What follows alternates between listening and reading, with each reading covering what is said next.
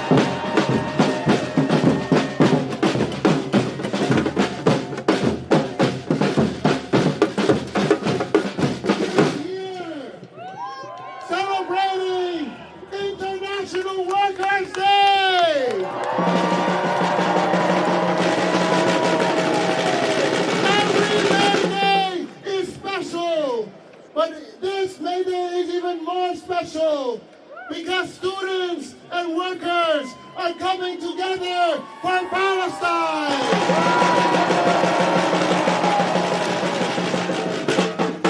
Palestine will free us all. Palestine will free us all. Palestine will free us all. Palestine will free us all. Palestine will free us all. And we know this is true because today we are the living expression that no matter how much NYPD repression, no matter how much Eric Adams tells us to stop, no matter what genocide George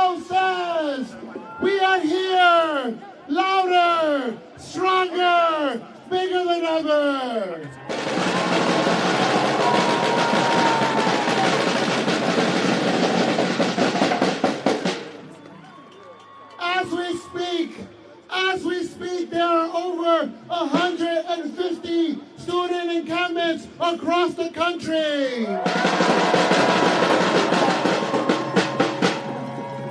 As we speak, more students around the world are joining. From Tunis to Sao Paulo. From Manila to New York. Our message is the same. Disclose, divest. We will not rest disclose. Divest. We will not stop. We will not rest disclose. Divest. We will not stop. We will not rest disclose. Divest. We will not stop. We will not rest disclose.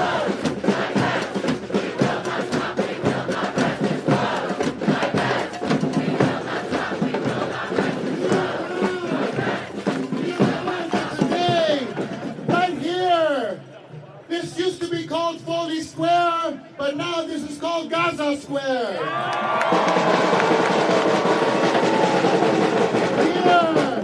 Here in Gaza Square, we have UAW in the house. We have the taxi workers in the house. We have the healthcare workers in the house. We have teachers and city workers in the house. This is what New York looks like. This is what New York really looks like.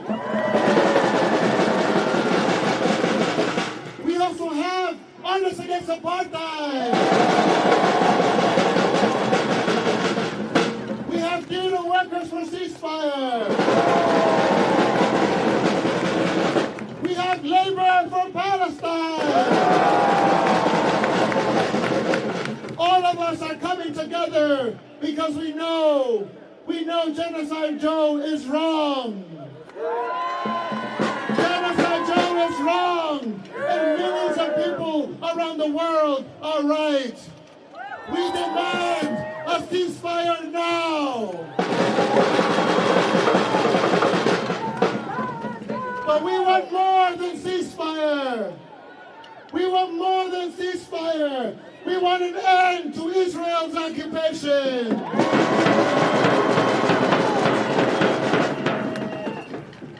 As long as the occupation continues to exist, resistance will continue to exist.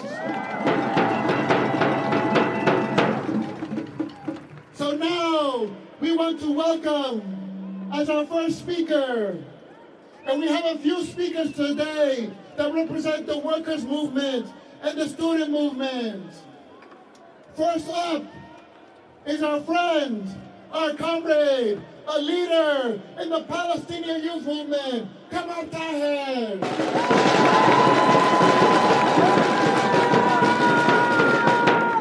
Free our prisoners, free them all!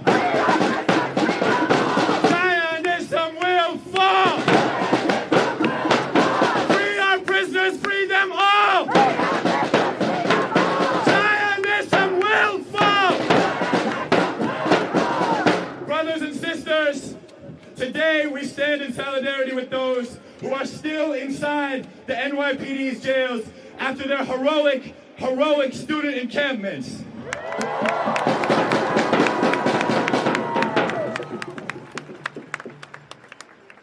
There is a war on the Palestinian people. There is a genocidal, imperialist war on the Palestinian people. To date, this war has claimed tens and tens and tens of thousands of our beloved martyrs' lives. It has left generations of children with no parents. It has left generations of parents robbed of moments, precious moments with their children. Brothers and sisters, make no mistake. Israel, Zionist Israel, is executing this war, but it is being orchestrated by the United States government. And brothers and sisters, every institution of this country is complicit.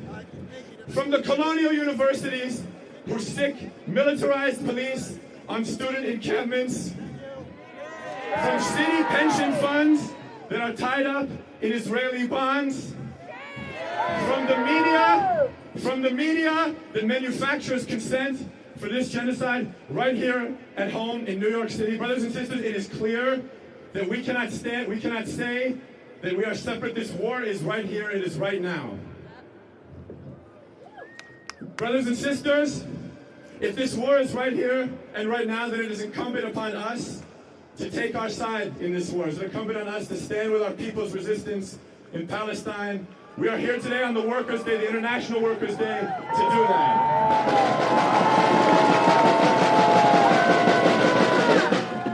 We are here responding to 7 months of Palestinian resistance and to 7 months of mobilization. Most recently from students in Harlem, in Atlanta, in Austin. And from workers at University of California, Santa Cruz, at New York University, at Columbia University.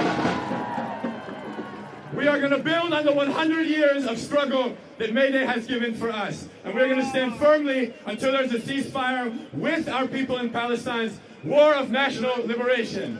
Look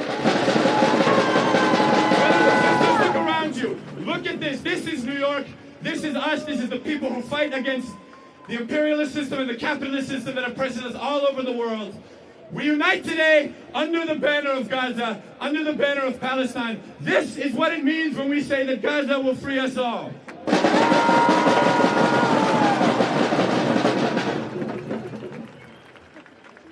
Gaza will free us all. We are under this banner, and we will stay under this banner.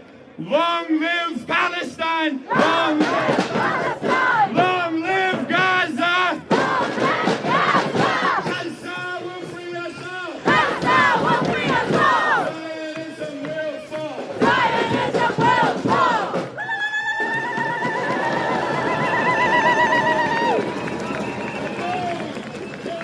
Workers and students marching all over the world, fighting for their rights, fighting for Palestine just like we are.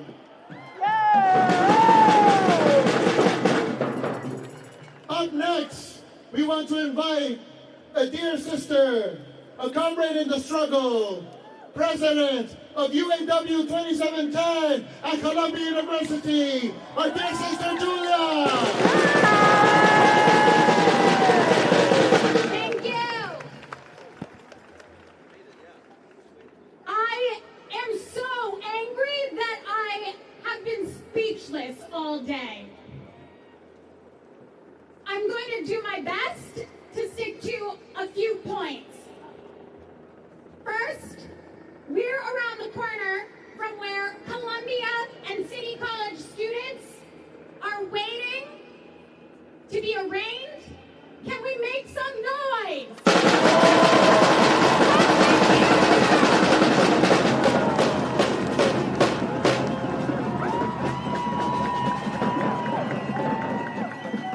And that wasn't loud enough because right now the Strategic Response Group is at Fordham getting ready to arrest their students, so make it louder!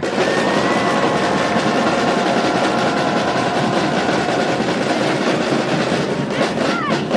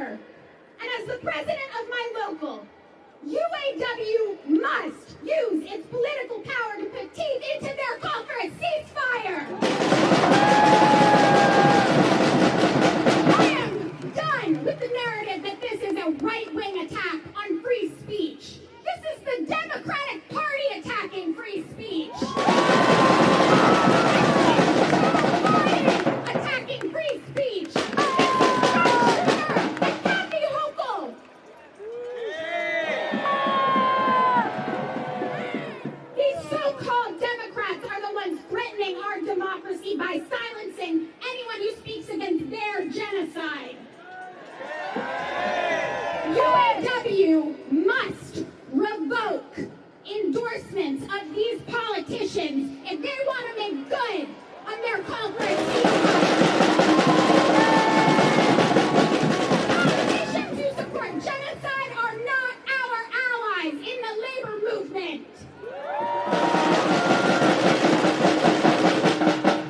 Fourth, not only must universities divest from Israel and war profiteers, but UAW must divest. Stop funding the genocide you say you want to end. Stand by the students and the workers who want it to end. Stop funding the IOF who collaborate in trainings with the NYPD who brutalized us last night.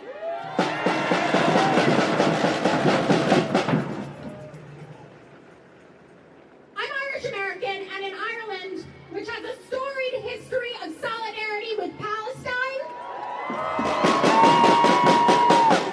there is a phrase, and it is Chucky Allah.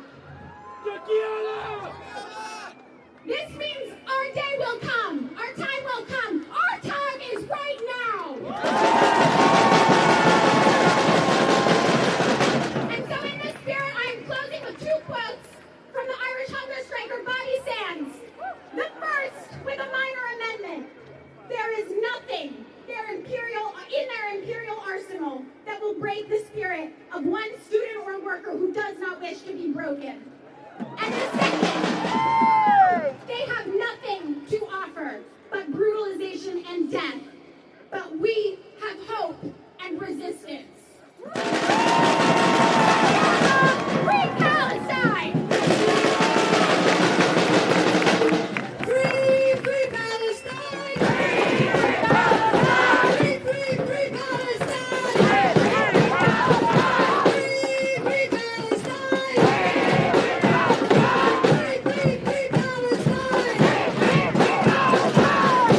We have seen unimaginable pain over the last 7 months, but we've also seen the beauty and unity of our struggle coming together. We have seen people rise up from every sector in our city and across the world. And it's my honor to welcome next the Executive Director of the Taxi Workers Alliance. Please give it up for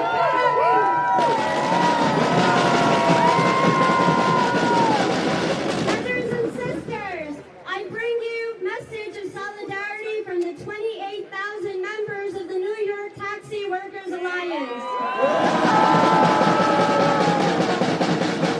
We are here to say to Genocide Joe that as long as your bombs are there, we will remain here.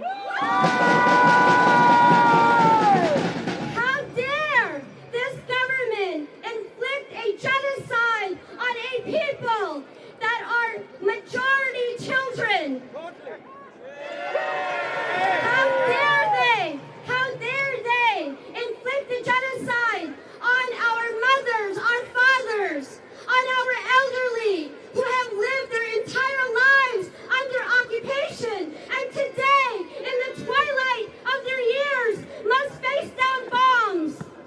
It's sickening. It makes us sick to our soul. And anybody who is not sickened by this, there is something wrong with you. We stand here today on International Workers' Day, a day that is normally full of pride and celebration. But since October, we cannot have a day that feels like joy or celebration, because the level of death and destruction, it is crushing to our sense of being a human being. Every time you see a child grieving, tens of thousands of children have been orphaned, and every time you hear these children say, I wish I had died when my parents died, it takes a piece of your soul with you. And we are saying to Genocide Joe, to the entire political class, shame on you! Shame on you! You will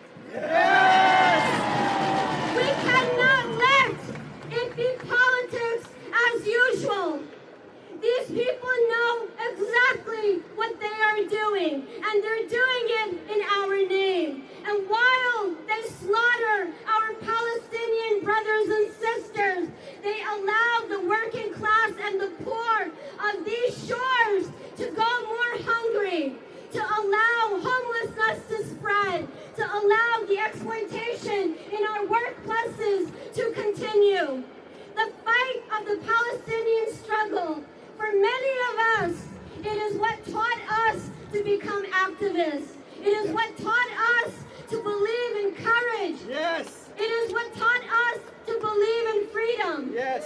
There are many of us who in our entire life have waited for Palestine to be free. And we will remain. We will not close our eyes.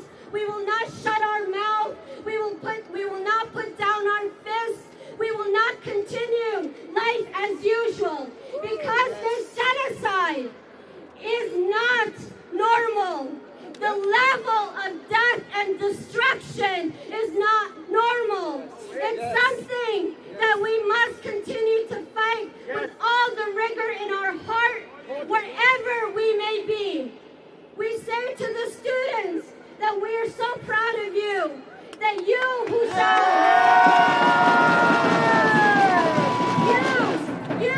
shall inherit this earth, you are sending the message that you want a better world and you refuse to wait for it. You are going to make it happen with your own hands. And it is not only university students, it is also our young children that are out there fighting to stop a war, because they know that children their ages and that look like them are on the front lines. We say to the people of Gaza, with all of our heart, with every breath in our body, that we love you. We salute you. We will remain on your side, and we will fight to make sure this genocide ends. Free Palestine! Free, free Palestine! Free, free, free Palestine! It's my pleasure to welcome next the president of UAW 2325. Please help me welcome Lisa.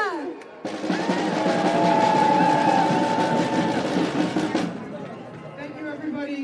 My name is Lisa Oda, and I'm the president of ALAA, UAW Local 2325. We are a union of over 3,000 legal service workers, including attorneys, paralegals, social workers, and support staff. We work tirelessly every day serving our communities and protecting New Yorkers from police brutality, from an unjust carceral system, from harassment from landlords and evictions. We are immigration specialists who stand against ICE and ensure New York's immigrant community is safe and treated with dignity. We are the workers who stand in solidarity against oppression. We are proud to be a part of the UAW. This past year, the Big Three won huge contracts through their strategic stand-up strikes. The UAW and the labor movement are fighting auto bosses, and we are winning. We recently won an auto organizing campaign at Volkswagen Chattanooga in an overwhelming vote. We are proud to stand with fellow workers in the South and across the world to demand fair wages and safe work conditions. May Day is a holiday which commemorates the 1886 General Strike and the Haymarket Massacre in Chicago. The General Strike saw workers fighting for the 8-hour workday, and in response to worker solidarity and action, the police protected the bosses. Sadly, we're seeing the same response on campuses across the city and country right now. We stand with workers at Columbia University, CCNY, NYU, and workers across the United States who are standing up for Palestine. As legal service workers, ALA is proudly defending the rights of hundreds of protesters who have been arrested during this movement, and we stand ready to defend hundreds more. Know that if you are arrested, your attorney is a proud member of UAW Local 2325. We would be remiss if we did not mention today the 109 UAW legal service workers at Mobilization for Justice who have been on strike for over 60 days. Workers at MFJ are still fighting for fair wages and worker protections, and we are here to say with one voice that MFJ management is a disgrace. We pledge our support to the striking MFJ workers until they win the contract they deserve. Today is also a day of international solidarity. we are here to make it emphatically clear that the labor movement in the U.S. demands a free Palestine. We demand that our nation's unions, educational institutions, and government divest from this genocide. Last year, my local overwhelmingly passed a resolution in support of Palestinian workers. And in doing so, we stood with the Palestinian people. We are proud to call for an immediate ceasefire, an end to the occupation and Israeli apartheid. We oppose all existing and future military aid to Israel. We endorse not on our dime. We support the Palestinian right of return, and we support the rights of workers' free speech. And as a result, we have had to defend our right to engage in union democracy in the form of injunctions and subpoenas from the courts and Congress. But we will stay true to our principles. And we know that we are not alone in this fight, and we thank you for your continued support. We encourage the entire labor movement to join with us in standing with all Palestinian workers to create a more just world, where workers are put first and not profits.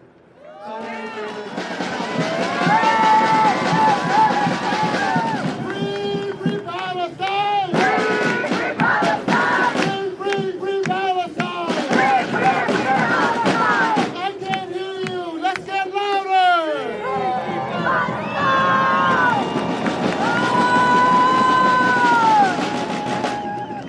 We're now going to welcome the healthcare workers from Palestine!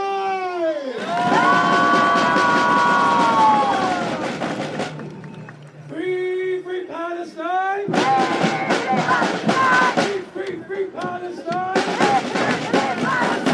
Free, free Palestine! Free, free Palestine! Assalamu alaikum, my beautiful family. I stand here before you today as a member of Healthcare Workers for Palestine, New York City.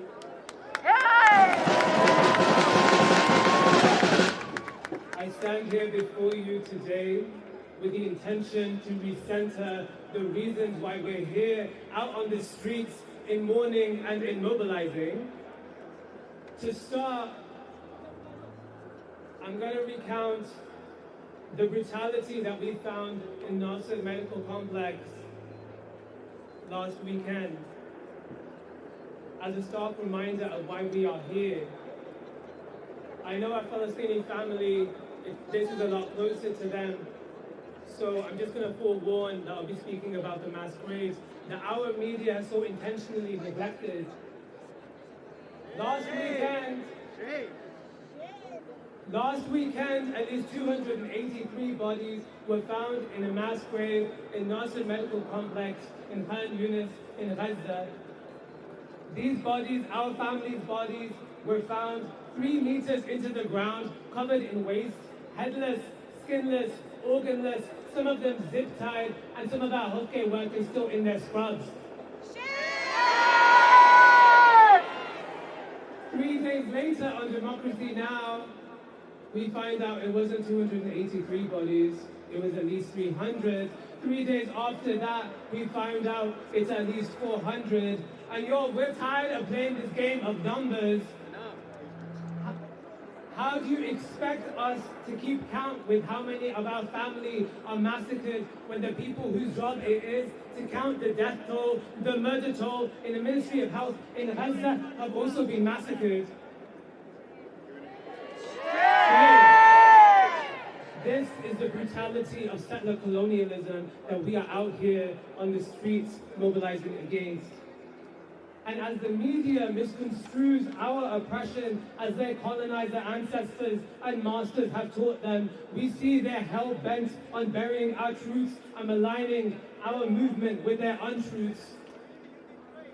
Why else would the Israeli-trained NYPD, black and brown faces up front, chests up, be so ready to brutalize our hundreds of students last night alongside paramilitary forces after clearing out the medics and clearing out the press? So when they ask us why we are here mobilizing and mourning, let us remind them. We are here mobilizing against the 75-year violently maintained military occupation of Palestine. We are out here mobilizing against the cyclical bouts of ethnic cleansing our Palestinian family have experienced since the Nakba of 48. We are out here mobilizing against the siege and blockade, humanitarian blockade of Gaza that has manufactured a famine. We are out here mobilizing against the racistly designed Israeli military law that justifies the indefinite detention of our children without medical attention and legal counsel. We are out here mobilizing against the hypocrisy of the West. Minusha Fi claiming that a few tents on her lawn make her feel unsafe, and not the fact that we bombed every university in Gaza.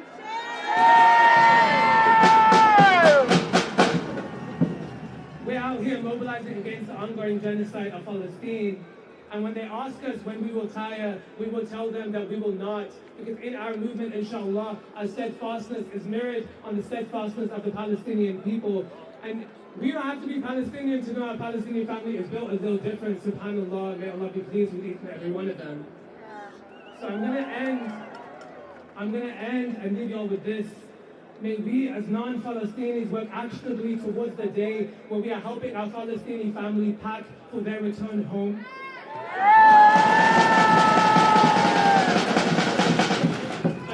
Until then, may we all stand steadfast alongside and behind our Palestinian family until they attain the liberation that they envision and no one else, and until they tell us that they no longer need us and or want us.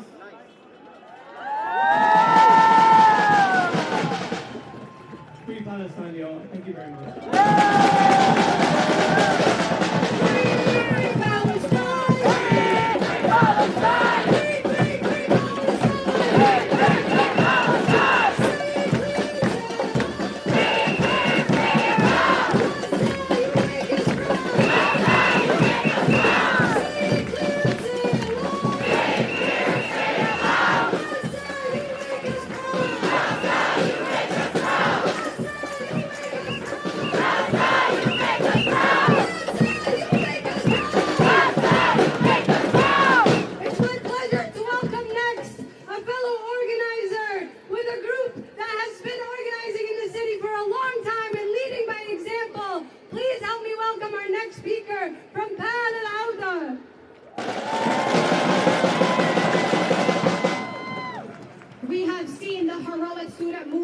across college campuses and universities in New York City. Students holding it down at Columbia, NYU, CCNY, MIT. Across the United States and abroad. Students from universities have called on their universities to divest from Israel. As workers, how will you challenge the status quo at your workplace? How will you demand an end to your company's complicity to the genocide?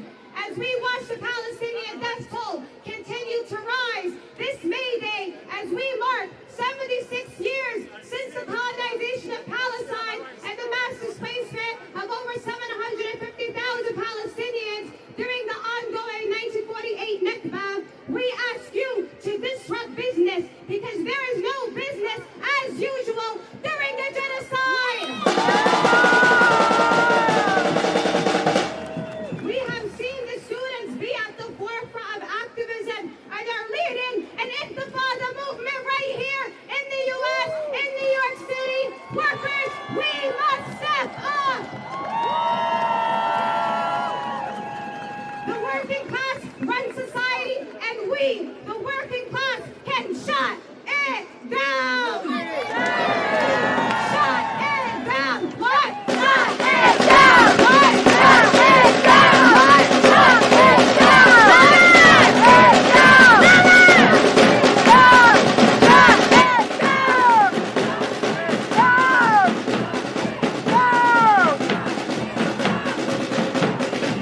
down. You would think that after the brutal repression of last night, the students would be scared, that the students would go quiet, that the students would give up. No! But we know better than that. And right here with us, we have a brave student from the NYU encampment. There is only one solution.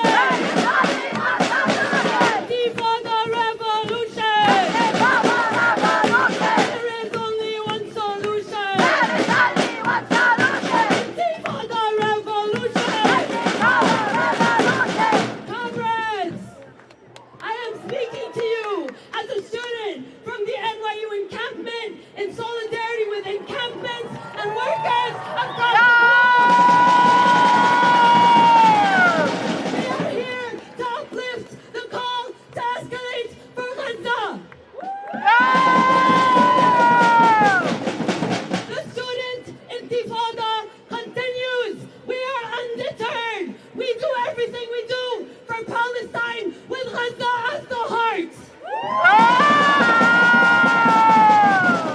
The students hold our ground at NYU, and we salute our comrades in the struggle, and we draw our strength from the steadfast people in Gaza, from the prisoners who are the compass of our struggle, from our martyrs, and from the future generation. The administration has been negotiating in bad faith, threatening to suspend us, threatening to sweep us, as they have done last Monday, as they have been doing. And we say to our administrations, we're not going away, we hold our ground. We say to our administrations, to be suspended for Gaza is the highest honor.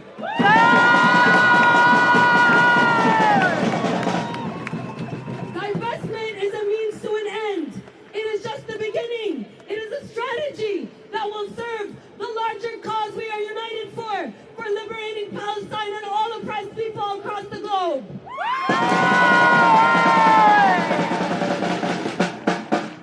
The police and state officials in this country have mobilized every form of state violence to repress our movement. Yesterday we saw a level of state violence that is unprecedented.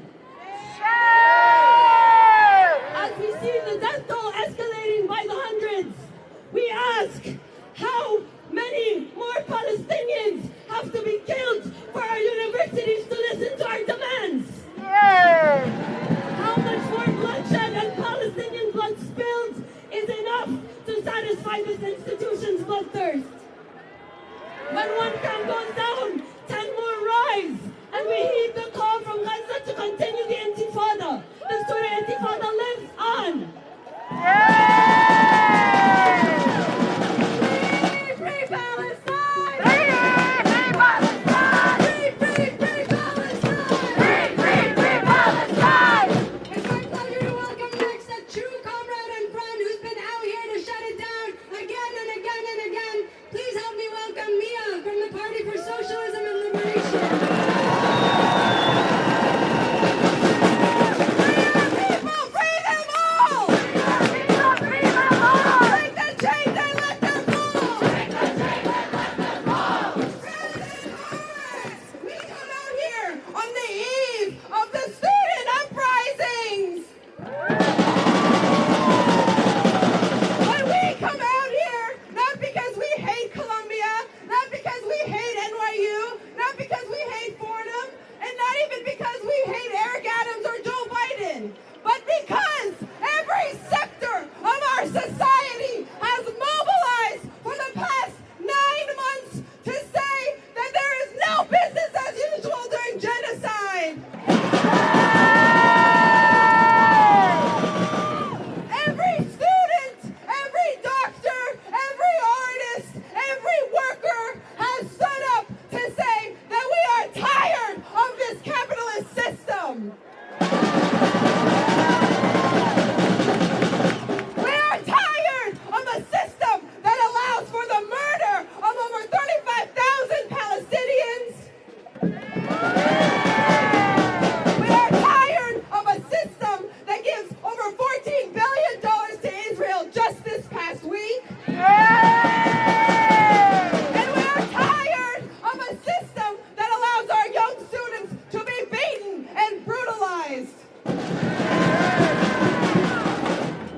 And this is the democracy that the rich and the powerful say is the best in the world.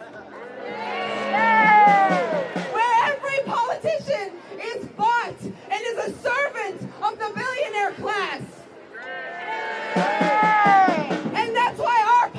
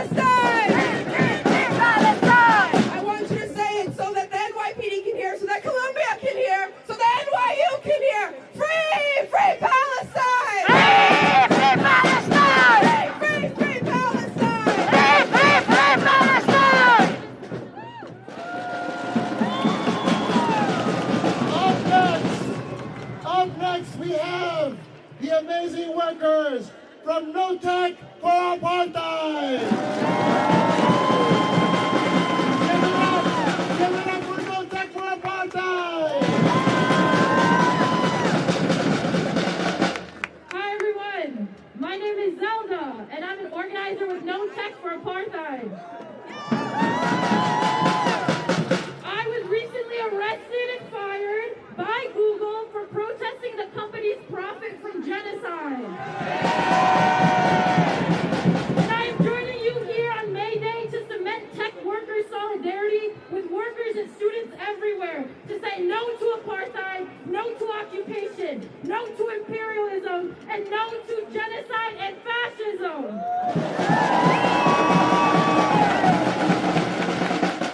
On April 16th, I was part of the historic worker-led sit-in at the Google New York City office, protesting Google's continued complicity, profit, and sponsorship of AI technologies used in the surveillance and genocide of the Palestinian people. Since then, Google had 9 of us arrested for refusing to leave until the contract was dropped. Google has fired 50 workers in retaliation. I'm here with you all on this May Day to amplify the call of Palestinian trade unions for workers to rise up against this genocide. Since 2021, my fellow tech workers across the United States and the world have been mobilizing and organizing against Project Nimbus, Google and Amazon's $1.2 billion contract with Israel to provide them with a local cloud infrastructure and AI. Despite Google's duplicitous claims that this contract is not military in nature, the Israeli occupation forces is a leader and beneficiary of the contract, according to press from the Israeli government themselves.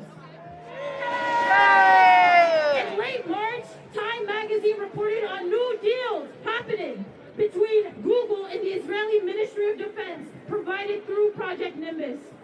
Just today, The Intercept reported that Project Nimbus requires that Israeli military contractors and weapon systems to use Google and Amazon cloud services. There is a reason that Google fired 50 of us. They knew that what workers were protesting ran deeper than what their worst nightmares could imagine.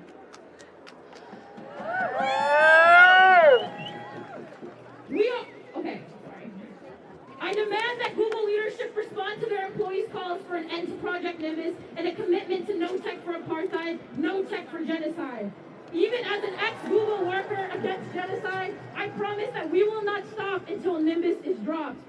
To the international workers of Google and the globe, rise up and stand against genocide. To the students on campuses, remaining steadfast in their resistance to capitalist institutions intertwined with a military-industrial complex, directly fueling and profiting from the genocide of the Palestinian people.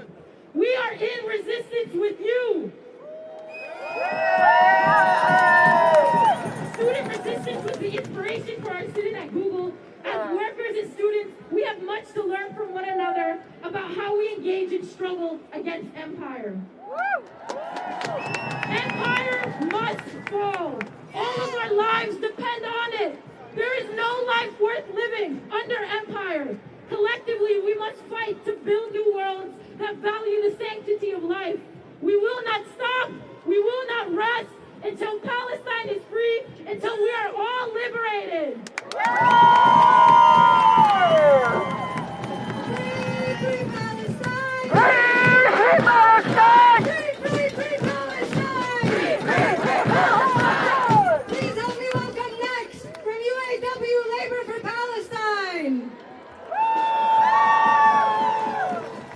Free Palestine! Free Palestine! Free Palestine! Free Palestine! Say it clear and say it loud! Say it clear and say it loud! Gaza, you make us proud! Gaza, you make us proud! Say it loud and say it clear! Say it loud, say it clear! Liberation is near! Liberation is near! Hi everyone. While I'm going to take my mask off to speak, I would really like to use this moment to ask everybody to have their masks on because we keep us safe and not everybody can afford to get sick. My name is Joanna. I am a member of UAW Labor for Palestine, which began as a small group in the rank and file assembly of Region 9A, but is now a movement that has hundreds of UAW members across the country, across all UAW regions and all sectors. What do we stand for? It's quite simple. End the fascist occupation of Palestine, stop arming Israel, divest and boycott. What do unions do when there is a picket line? Do we cross it? No! Do we cross picket lines? No! That's right, picket lines means don't fucking cross. The Palestinian Federation of Trade Unions has asked us since October, and again last month in light of this May Day, the International Workers' Day, to respect their picket line, to stop arming the genocidal state. Obviously, no, this is not the chair, because obviously we have failed them miserably so far, because we are still doing everything we kept doing 7 months ago and years ago. I have some questions for all of you, and I want you to take them home, take them to your workspaces, take them to every worker you know, and find ways to answer them through our labor power. Why are UAW-made bombs dropping on Palestinian civilians? Why are UAW-made bulldozers demolishing houses with leaving terrified children in them? Why are UAW rifles continually sent to the terrorist army that has the audacity to call themselves defense forces? Why is the UAW not a force for peace and liberation, but is still a cog in the warmongering machine? I have also some further questions for our leaders, those sitting at the International Executive Board. I hope they hear me. The leaders of this union, the UAW, that I love with everything I have, why have you still not divested from Israel? Especially all of you on the UAW slate, the democracy slate. We helped you get elected, and it seems you have forgotten that you run on a slate that includes BDS. This includes our president. What are you still doing 7 months into this horrific and hateful genocidal campaign? You announced that you support a ceasefire in December, that you're making a just transition working group. For those of you who don't know what that is, it means it's as simple as securing union jobs for our members in new industries, providing the training required so that we stop being enmeshed with the military-industrial complex while also protecting all our brothers and sisters and their employment. Done. Why has this not been your priority in the midst of this crisis?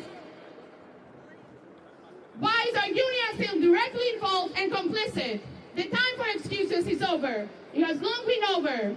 Our union supported a ceasefire and then went on to endorse the sitting president, #1 financer of the genocide and the occupation, without even attempting to use our leverage on him.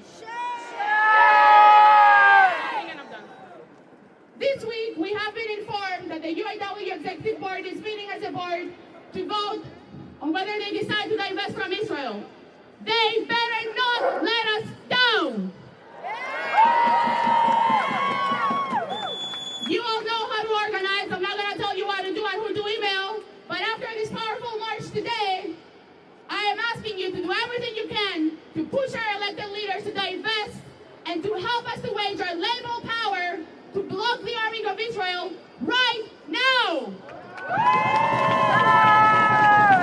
Importantly, if our locals go on strike, you better have our backs. This union is ours. We are the union, and this is what we demand. Solidarity forever and free Palestine.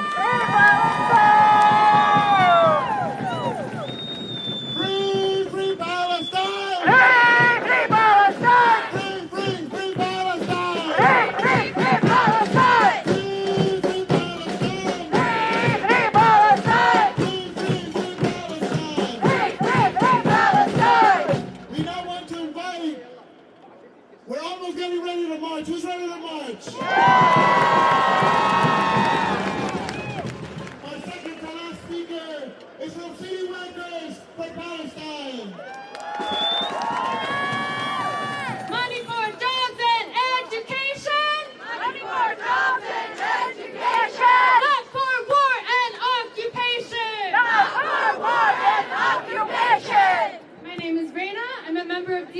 37, Local 375. I work for the Parks Department, and I'm an organizer with City Workers for Palestine. We're a group of city workers who have come together across agency in solidarity with the Palestinian people and who refuse to stay silent while Eric Adams and his administration continue to show their unrelenting support for the genocide in Gaza and the Israeli occupation. We are the workers who make our city services run, and our employers, these cowardly elected to align themselves with the state of Israel, they do not represent us, and we will not let them shut us down. For months, we've been engaging in campaigns to raise the consciousness of city workers and pressure our city to sever its ties with Israel, including ties between the NYPD and the IOF. We've been using our position as city workers to point to the contradiction that while there's endless money to fund death and destruction abroad, New Yorkers are facing historic budget cuts, hurting our already underfunded schools, libraries, housing, transportation, and parks. We're currently working on campaigns to protect city workers who voice their support for Palestine from retaliation and to pressure our municipal pension systems to divest from Israeli securities. The largest system, NYCers, invests the pensions of over 200,000 workers and at least $115 million worth of Israeli securities. These securities fund arms manufacturers, the production of white phosphorus, and surveillance technology used on Palestinians, settler real estate, and gas exploration on occupied land. As city workers, we should not have to choose between securing our futures and supporting the liberation of the Palestinian people. We are so inspired by the courage and the sharpness of the students who have put so much on the line to wage the struggle for divestment. And we're so moved by the masses of workers who have stood up in the face of extreme oppression to answer the call of our union siblings in Palestine. And although the death and destruction in Gaza has not stopped, the growing power of the workers is undeniable. And the violent repression of the students and the workers here in the belly of the beast is a testament to how committed the ruling class is to supporting the Israeli occupation and also how scared they are of our unity. They're shaking in their boots because they know nothing will stop us until Palestine is free and until we are all free.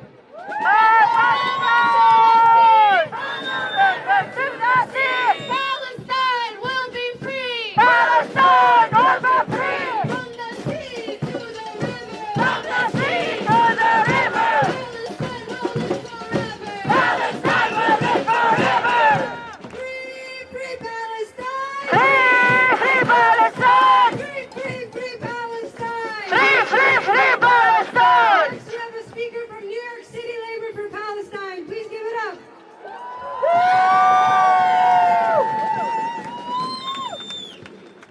My name is Sophia, and I'm a member of New York City Labor for Palestine and Critical Resistance.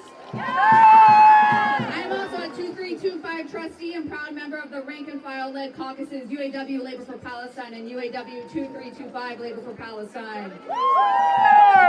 Workers of the world must join Palestinians and students in the struggle to end the Zionist occupation and genocide in Palestine. There is no turning back to business as usual as the U.S. funds the genocide of 40,000 Palestinians and counting. As workers, we have more in common with our Palestinian siblings who are healthcare workers, librarians, students, retail workers, cab drivers, lawyers, social workers, legal advocates, educators, than we do with the U.S. politicians who throw working class people under the bus every day. I mean, really, how much longer are we going to allow U.S. politicians to fund Israeli genocide while simultaneously divesting from our communities? How much longer will we let our so-called leaders fail to fund public transportation, jobs, libraries, food, healthcare, housing, schools, community centers, or protecting the environment? How much longer will we let them cut billion-dollar checks to Israel and to the NYPD, who brutalize you for daring to speak out against genocide? U.S. so-called leaders do not respect us. They do not value our labor, our livelihoods, and representatives like Virginia Fox seem to celebrate the mass murder of Palestinians while attacking university students and workers alike. But Virginia Fox and her AIPAC cronies in Congress funding this genocide got me fucked up. Members of Congress like her personally ensure continued funding of Israeli genocide. She attacks university students nationwide, and she attacked my own very local, UAW Local 2325. But an injury to one is an injury to all. An attack on Palestine is an attack on us all. An attack UAW workers, to quote my president, "What TikTok, motherfucker, we fight back." We are the ones we are waiting for. We must reclaim our power as the working class and unite for Palestine. Not just resolutions, but actions. No more labor panels, just organize. Don't resolve to do something, just fucking do something. Organize to withhold your labor until Palestine is free. Divest our unions from Israeli bonds and industries tied to Zionist occupation. Cut ties with the Israeli Labor Federation, the Histadrut, and its U.S. mouthpiece, the Jewish Labor Committee. Stop arming Israel. Refuse to design, build, and transport weapons to Israel. Workers don't cross picket lines, we walk picket lines. Walk the PBS picket line, no compromises. We are not free until we are all free. Free Palestine from the river to the sea. And for the UAW and all U.S. unions, disclose, divest. We will not stop, we will not rest, disclose, divest. We will not stop, we will not rest, disclose, divest. We will not stop, we will not rest, disclose, divest. We will not stop, we will not rest, disclose, divest. We will not stop, we will not rest, disclose. We have a special shout out to give. I want to see if you can send a big round of noise to the students at City College.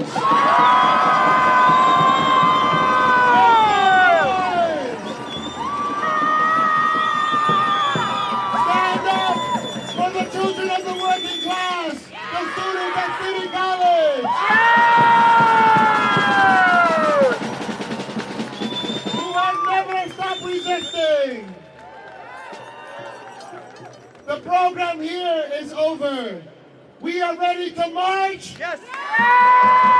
Are we ready to march? Are we ready to march? The front of the march is going to assemble right behind this fountain. Going down this street here. We ask everyone to march behind the banners so that we can stay together and we can stay safe. As we go along, make noise, talk to others, bring more New Yorkers into the march. No matter what happens, don't stop marching, don't stop resisting, don't stop fighting for Gaza. And if you want to stay organized, if you want to keep organizing, come to the volunteer meetings at the People's Forum every Monday at 6:30 p.m. Free, free Palestine! Free, free Palestine! Free, free, free Palestine! Free, free, free Palestine! Free, free Palestine! Free, free Palestine! Free, free, free Palestine! Free, free, free Palestine! Viva, viva Palestina! Viva, viva Palestina! Lucha, lucha Palestina! Lucha, lucha Palestina! Viva, viva Palestina! Viva, viva Palestina! Lucha, lucha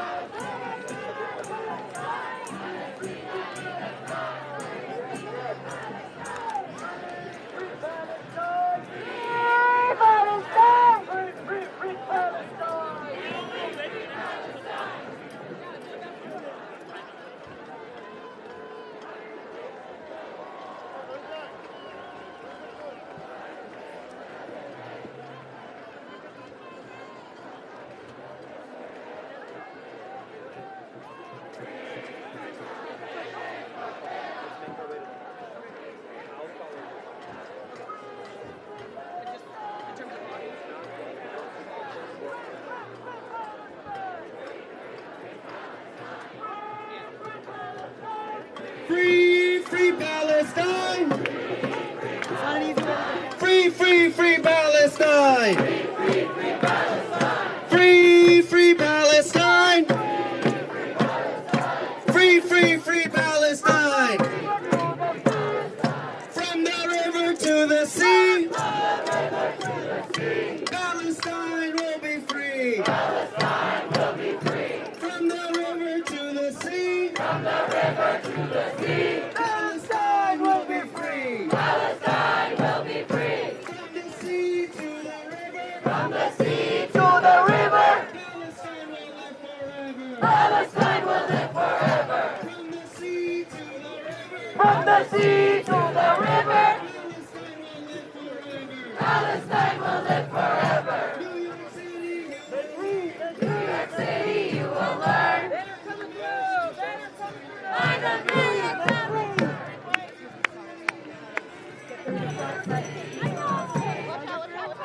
Sorry, guys.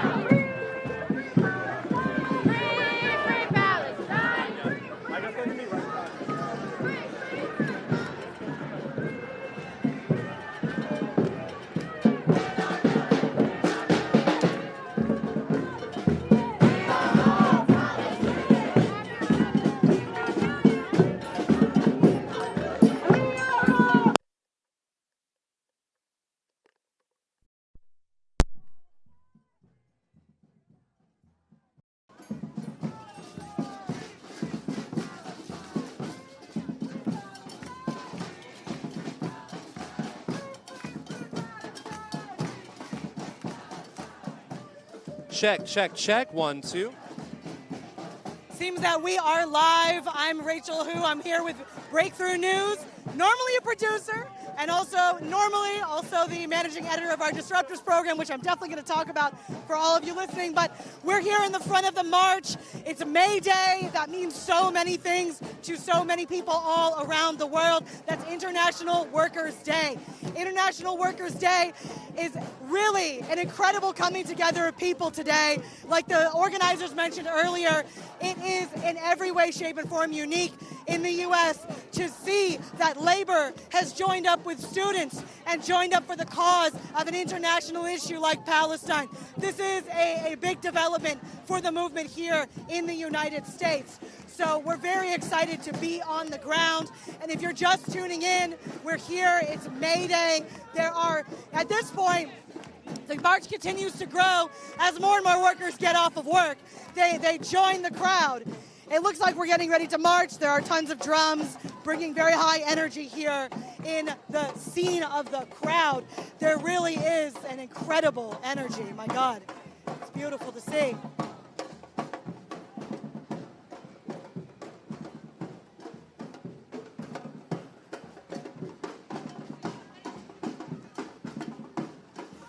All right, protesters are beginning to take the streets.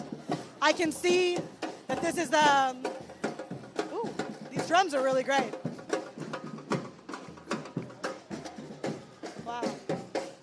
We can see the UAW wheels. If you look closely, you can see signage of UAW wheels. You can also see signs that connect the workers with the students. It's really an incredible sight.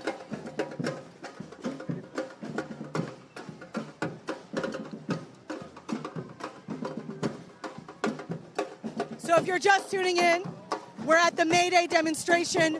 It is a combination of students, it's a combination of workers, it's a combination truly of the coming together of the movement here in New York City.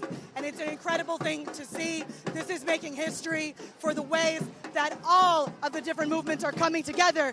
I mean, since we saw in October the mass uprising of the labor movement, labor has entered the conversation when it comes to the development and building of the movement. It's been incredible to really see what labor can do. I mean, the connections. We heard earlier from a UAW local president who was actually faculty at Columbia talking about the relationship between labor and the relationship between the students today. So it's a really powerful moment to see this come together. As I was saying earlier, if you look behind me, you can see there's a Filipino flag waving high. So we have all types of workers out. I think that those are actually the flag of the domestic workers. Many Filipino domestic workers every year mobilize for May Day. It's a big part of coming together. I know here in New York City, the domestic workers' struggle has been a very intense one. And so to see all the workers from all the sectors come out is really beautiful to me, and really beautiful sight to see.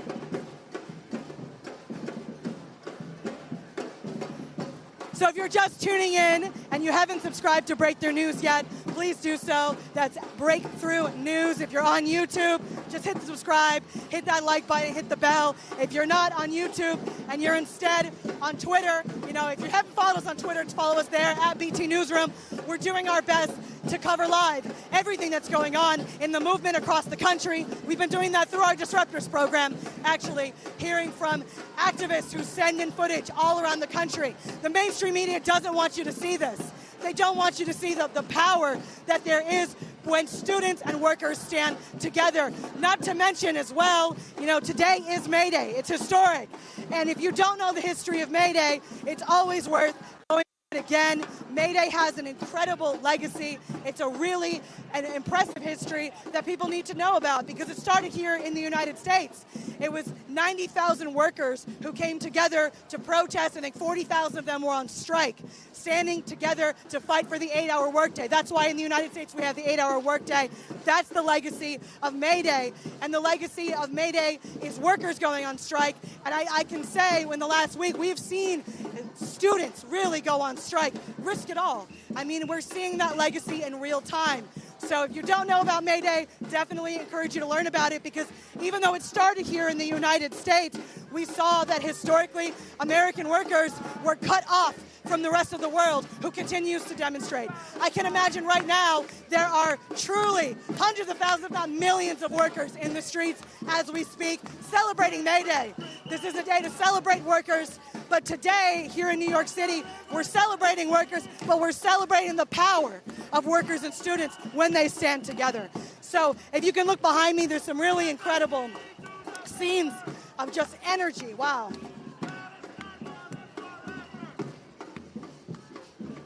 Police are standing by. They already have zip ties. It seems that there's likely repression to happen later. Who knows how it will go, but if any of the last few days have been an indication, we know how it will go.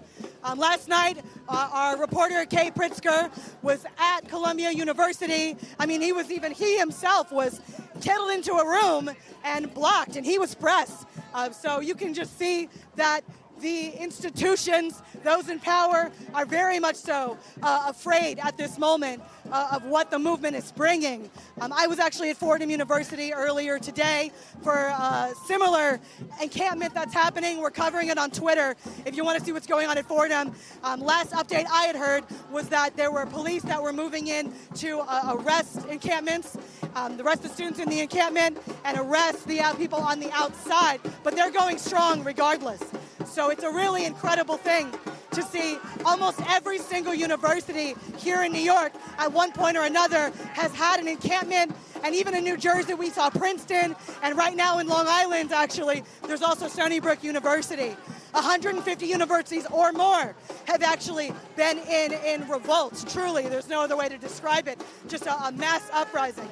And speaking with the students earlier at Fordham, and for those of you who are tuning in, we're here, it's May Day, and we're out in the streets where students and workers have come together to not only celebrate May Day, but to demand that students and their demands for their universities are heard loud and clear, and to have the unity and solidarity between workers and students be uplifted and made clear that workers, labor, stands with Palestine.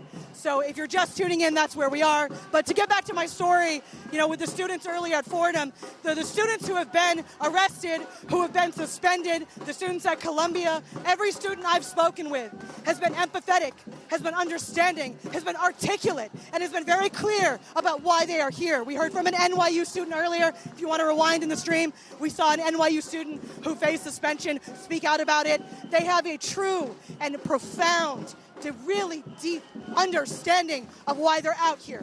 So the mainstream corporate media, they're doing everything they can to make it seem like students, it's just riffraff, but it's not true. And I think this demonstration behind us shows that it's about building power, and that's student power, and that's worker power.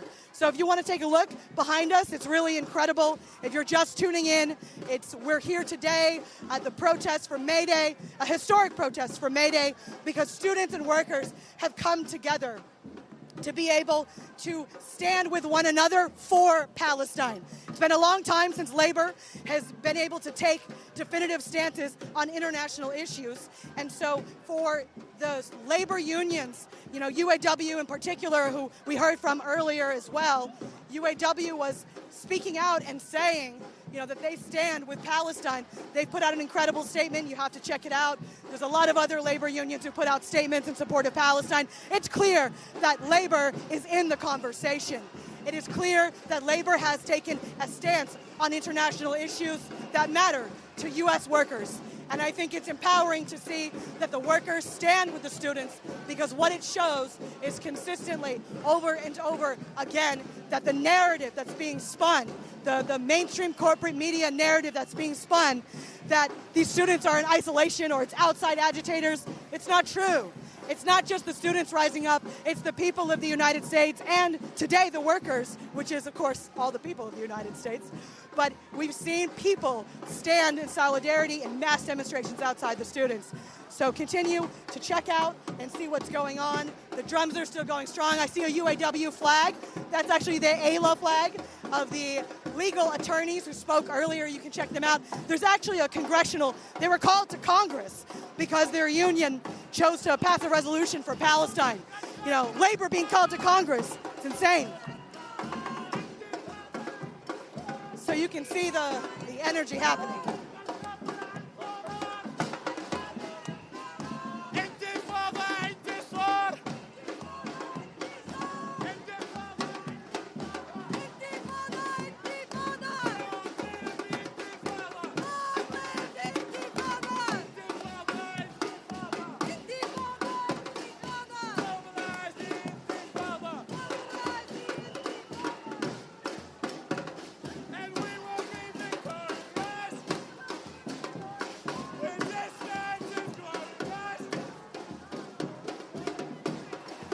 So if you're just tuning in, we're here. It is May Day, where the workers and the students have come together to stand for Palestine and to celebrate the legacy of May Day. So for those of you who don't know about the history of May Day, it was started right here in the United States, in Chicago, when over 100,000 workers came together. I think it was 90,000 workers, actually, who came together, with 40,000 of them on strike, coming together to demand the 8-hour workday, which is exactly how we got the 8-hour workday. So if you're just tuning in, we're recapping the history of May Day and why today is so historic and so important. I'm hoping to get some interviews and talk with people as well to speak more about why they're here. But this is the first time that we've really seen labor and students come together in this way. It's really been incredible. We want to get you a nice crowd shot for you here, so that way we can see everything that's going on as the demonstration rounds the corner. Wow, that sunlight is very beautiful, I will say. It's really strong. See, so we have workers here. This is the UAW 2325. It's actually my husband holding the banner. So kind of fun. Regardless, we see banner after banner marching right now that are showing Palestinian organizations, labor unions coming together truly of everybody. I've seen some Puerto Rican flags as well, contingent of Boricuas for Gaza, which has been, I think, really incredible to see the connections that are being made for colonialism and the legacy of colonialism. I think we're going to try to catch back up to the front here now and see what's going on. I see some signs that say disclose, divest. This is really, really something. And the police are tight. I mean, they're already right here. They're keeping the demonstration in line as much as they want to, because that's obviously what their role is here, is to try to stop these demonstrations, but they really can't. I mean, if there's anything we've seen in the last week, it's that we most certainly can't stop these demonstrations. That police certainly can't stop these demonstrations without a fight. The fight has only grown stronger.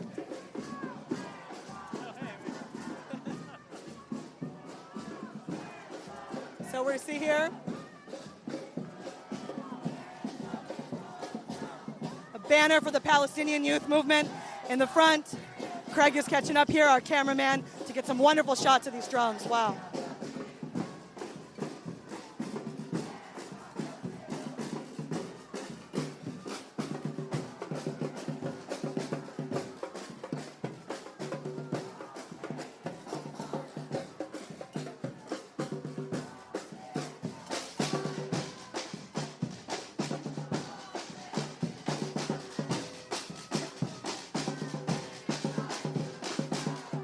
So if you're just tuning in, you're watching Breakthrough News.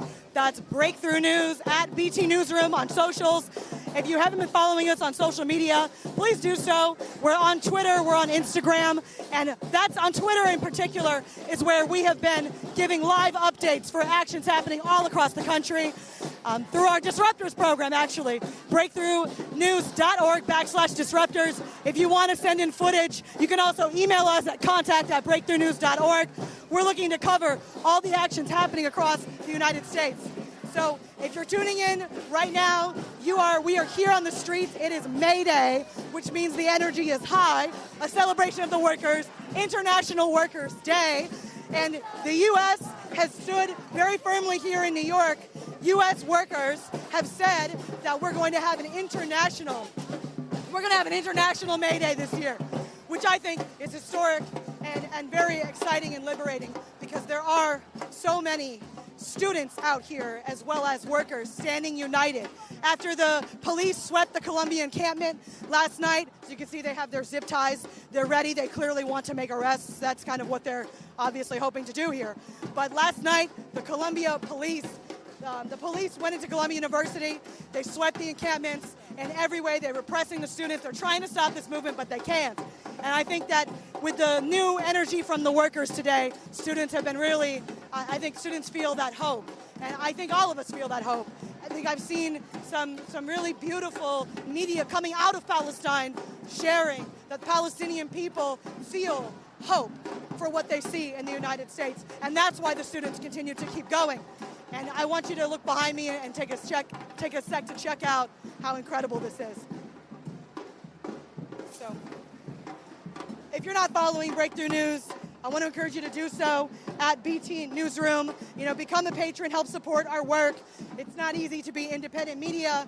Our reporters have been out every day in the streets. I can tell you, our cameraman Craig is certainly tired. And he should be. But we're going to keep it going and keep it pushing and covering what you guys need to see, because that's the role of what media should be doing. It's what journalists should be doing. But journalists aren't doing that. Around the country, we see the New York Times even trying to strategically crop images and photos to make it seem that as if students are the ones initiating violence and not police, when it's very clear who the initiator of violence in these encampments have been. Myself, Kay, we've been in these encampments. We've seen it with our eyes firsthand. The students are peaceful. The students are the ones who are having an encampment. They're having teach-ins. They're singing songs. That's what they're doing. And it's the police who come to absolutely crack down on what's going on. We saw that at ASU, the Arizona State University. We saw police just brutalize students in every way. We are seeing that also at Ohio State University.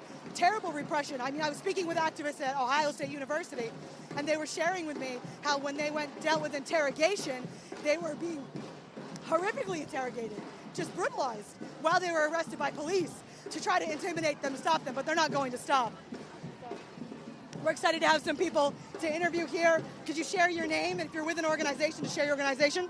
Hi, I'm Angela. I'm with CUNY Graduate Center. CUNY Graduate Center, wonderful. So could you share why you're out here today and why, in particular, this coming together of students and workers is powerful to you? I'm out here because of, namely what happened last night. Want to show support, especially since I don't believe that it's right that they arrested all of those students for quote unquote occupying what's essentially public space. Yeah. Certainly. And if you could, well, there goes my voice. No. If you could, what's your message of solidarity to the people around the globe that are watching this, who are workers themselves and who are standing with Palestine or hoping to, perhaps? I guess I believe that we all just need to stop all the infighting. What's most important right now is just solidarity against the oppressors, colonialism, imperialism, and so on. Certainly. Well, thank you so much. You've heard it here. We've been interviewing people on the ground here, sharing why they've come out to join these protests. Oh, my press pass is wound up. It's like really getting me. So let me fix that. That's not a great screen cap there, I'll tell you that. Regardless, we're out here today. It's May Day, for those of you who are just tuning in. May Day, International Workers' Day. It's coming together, especially the numbers today, we can see reflect the repression of the students that happened.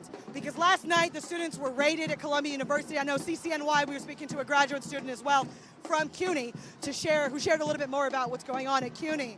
But regardless, the repression that's happening to students has been so severe that people all across New York City are recognizing that we have to come out, we have to stand with the students. So the idea that students are isolated, or that this is not a mass movement that reflects the values and the opinions and perspectives of people in the United States is not true.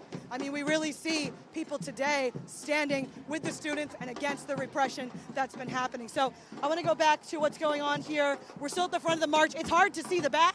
I'm going to try my best to see if I can see the back here and get a sense of how many city blocks we're talking. But I can see a little bit of the back, but I can't quite see. It's still turning.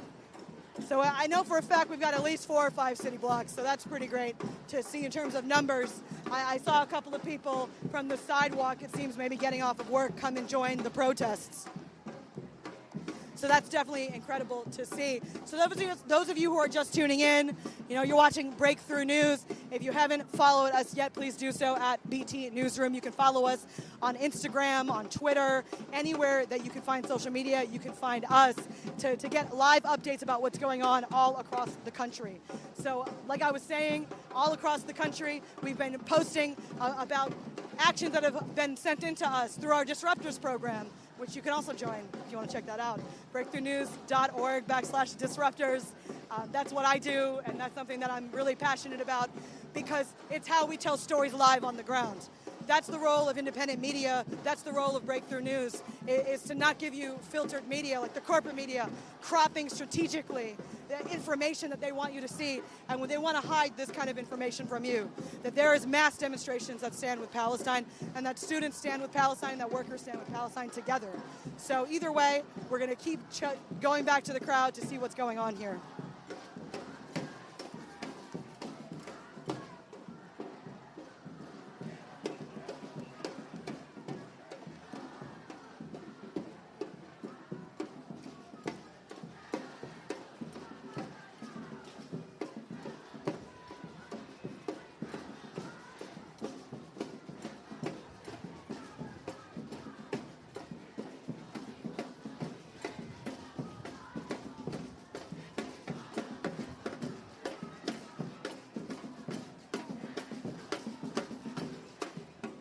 Oh, wow. It seems that the demonstration has taken over an entire avenue. We're on the avenue of the Americas, of course, the 6th Avenue.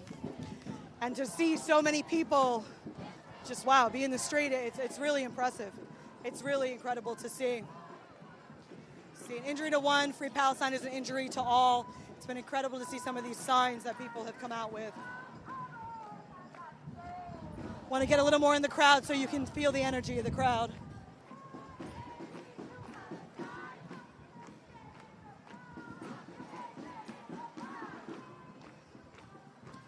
So for those of you just tuning in, we're here. It's a May Day demonstration coming together of students and workers.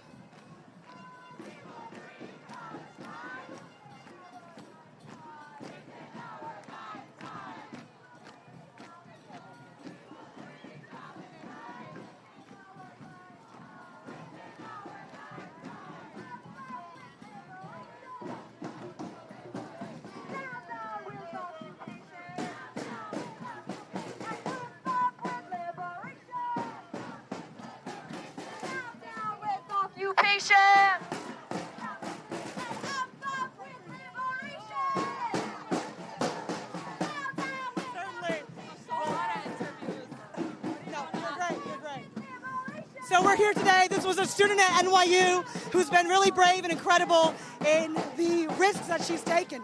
I'd love to hear from her more. I know you spoke earlier at the demonstration about what it means to be a student organizer in this moment. Can you share more about what the repression has been like? So the administration has been negotiating in really bad faith. The students made their demands clear from day one, and the administration did not take the students seriously. Our negotiations team spent hours and hours over the weekend in a room with the administration, and they kept trying to play their game and trying to find different ways to speed us and de-escalate us without giving us a single concrete demand. And we repeat to our administration that we demand complete divestment and disclosure from all companies that are complicit in the genocide in the Israeli settler state. We demand a complete academic boycott, including shutting down the NYU Tel Aviv campus. We demand full amnesty of all students. And our fourth demand is, I can't remember, but free Palestine. It's all good, because let me tell you, we're live, actually. So, it's okay. My point here is that I think what's important and what I've really been impressed by, and I want to tell you this, I've been very impressed by the students. I mean, I was at the Fordham occupation earlier. I've been at Columbia. You know, I had been to NYU early in the early stages. And students, the empathy, the genuine where they're grounded in. The mainstream corporate media is trying to cover these protests and change the narrative. They always try to change the narrative. They're trying to change the narrative right now, and they're getting away from what students are really saying. So I'd love to hear from you. You know, why are students rising in this way, and are you guys going to stop despite the repression? So I think the media has we've seen a lot of not always positive media coverage around the student intifada that's been erupted across the country, and that's why we made it really clear, and we make it clear every day that Palestine is at the center of everything we do. We do everything we can to center Palestine, and considering the amount of media coverage the student rallies and encampments are getting, we need what's happening in Gaza on the ground right now to be getting 10 times more media attention. And that's the conviction that is driving the students to continue this. No matter how much repression we face, no matter how much disciplinary charges, arrests we face, this is not ever going to stop what is happening now. And it's only going to deepen our commitment to the struggle for liberation. Certainly. My last question, because I know you want to get out of here, is just what your message is to the NYU president and to all of the administrations that we see across the city and across the country that are imagining that if they just suspend students like you've been suspended, that it will stop the movement. What's your message to them? My message is that we are proud to be suspended for Gaza.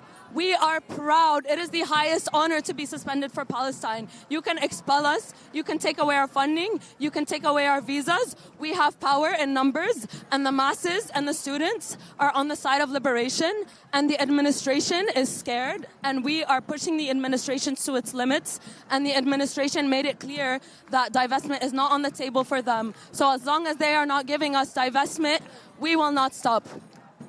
Thank you so much. I mean, on every way, every time I talk to students, I just get so inspired because every student I've spoken with has been clear about what they want, they've been clear about what they're doing, and they've been clear that they aren't going to stop. And that is incredible. I mean, it's like lighting a fire that's spread across the country. I think the website is PalestineEverywhere.com. I mean, somebody can drop it in the comments if they know it, where you can see all of the encampments that have developed all around the country. So it really is spreading like wildfire in every single way. Students are not going to stop. And I feel that the corporate media has been painting students as they're just, here to cause trouble, or they're violent, or they're, all these kinds of ridiculous narratives, when it's the administrations who, on one hand, one side of their mouth, they say, oh, we care about dialogue, we care about what students have to say. And on the other side, they invite police into their universities to arrest students, and they suspend them to create a pretext for arrest. So it's really kind of insane to me that anyone would think, watching what's going on, that the corporate media can try to spin this, that it isn't obvious that students are the ones who are rising up, and it's the ones that the police are the problem here. But I want to introduce another person I've got here. If you could share your name and are you a student? What's bringing you out here? Hi everyone, my name is Andrew Diod. I'm a grad student at Pratt Institute here in Brooklyn. Excellent. Well, I'm glad that you're out here today. What do you feel, as a student right now in this moment, being at a demonstration where workers and students stand together? What's your name, sorry? My name's Rachel. Rachel? I'm feeling a lot of things, Rachel. I'm not gonna lie. Like the past week and a half, 2 weeks, I've been feeling a lot of perplexing, very complicated emotions that aren't all bad or negative. I feel like this is where it's at, actually. It has all been the workers united, the students united in the front lines of liberation movements, of revolution, of dismantling and infiltration and toppling and everything. So it's very charged, especially following what happened at Columbia last night, what happened at UCLA last night, what happened at CUNY last night. Today, even in class before this, we all have to take a moment to kind of navigate where we're all right now, what all our roles are, what this means for all of us, and that it is very much a problem in America now. It is. This is now America's problem, definitely. Certainly, and if you could share, what's the mood been like in class with students who are coming out to these demonstrations or not? I mean, where is the conversation on campus sounding like? I think it varies depending on the campus and depending on the community and organizing on campus. But for the most part, in my classes in the writing department, MFA, it's been like we've been holding one another because we're a lot of Arabs, a lot of Palestinians. I'm Egyptian. I'm Coptic Nubian Egyptian. You grow up from before birth, from in the womb, having Palestine as your own kind of struggle. When we chant in the millions, in the billions, we're all Palestinian. This is something we've been new as Arabs, that we've been new as people of color, especially in the global south or the global majority. And I feel like what's been so pinnacle for all of us, especially non-American students in America right now, is that we are witnessing this landscape, this context, this land in particular, being mobilized by a lot of things we grew up with in terms of the language behind it, things from the Arab Spring, from our revolutions, now in this context, on this land. So it's been very, I've been wired constantly. I keep saying I'm tweaking, literally, because we are in the belly of the beast, literally. People in Gaza right now are facing a genocide. They're being exterminated day in, day out. Here, we are at war, I feel, almost. You know what I mean? It's a very surreal, and it's been a very discombobulated, visceral, life-changing kind of experience. I feel like, on the other hand, too, it's been so beautiful to witness students becoming more politicized, radicalized, gaining a consciousness for revolution, for liberation. But yeah. No, in every way, I definitely feel, I like the word visceral, because I think that's a lot of what I'm seeing come out, especially from students, that this is hitting them on a profound level. I mean, especially with TikTok, they're banning TikTok, which is, that's a whole other conversation. But regardless, a lot of it has to do with the fact that students are seeing on TikTok in real time Palestinians, their stories, their lives, their human beings. and it's really touched people in a way that I've been really moved by. But for my last question here with you, you keep saying the word revolution, and you can feel it when you're in the streets. But I'd love for you to speak a little bit more to this. I mean, calling back to the 60s, I feel that we're in a student movement moment like that. So, I kind of hear the rumblings of revolution and the rumblings of liberation. So I'd love for you to speak to that. Definitely. Thank you, Rachel. We are at dawn, at the brink of a revolution, of a toppling.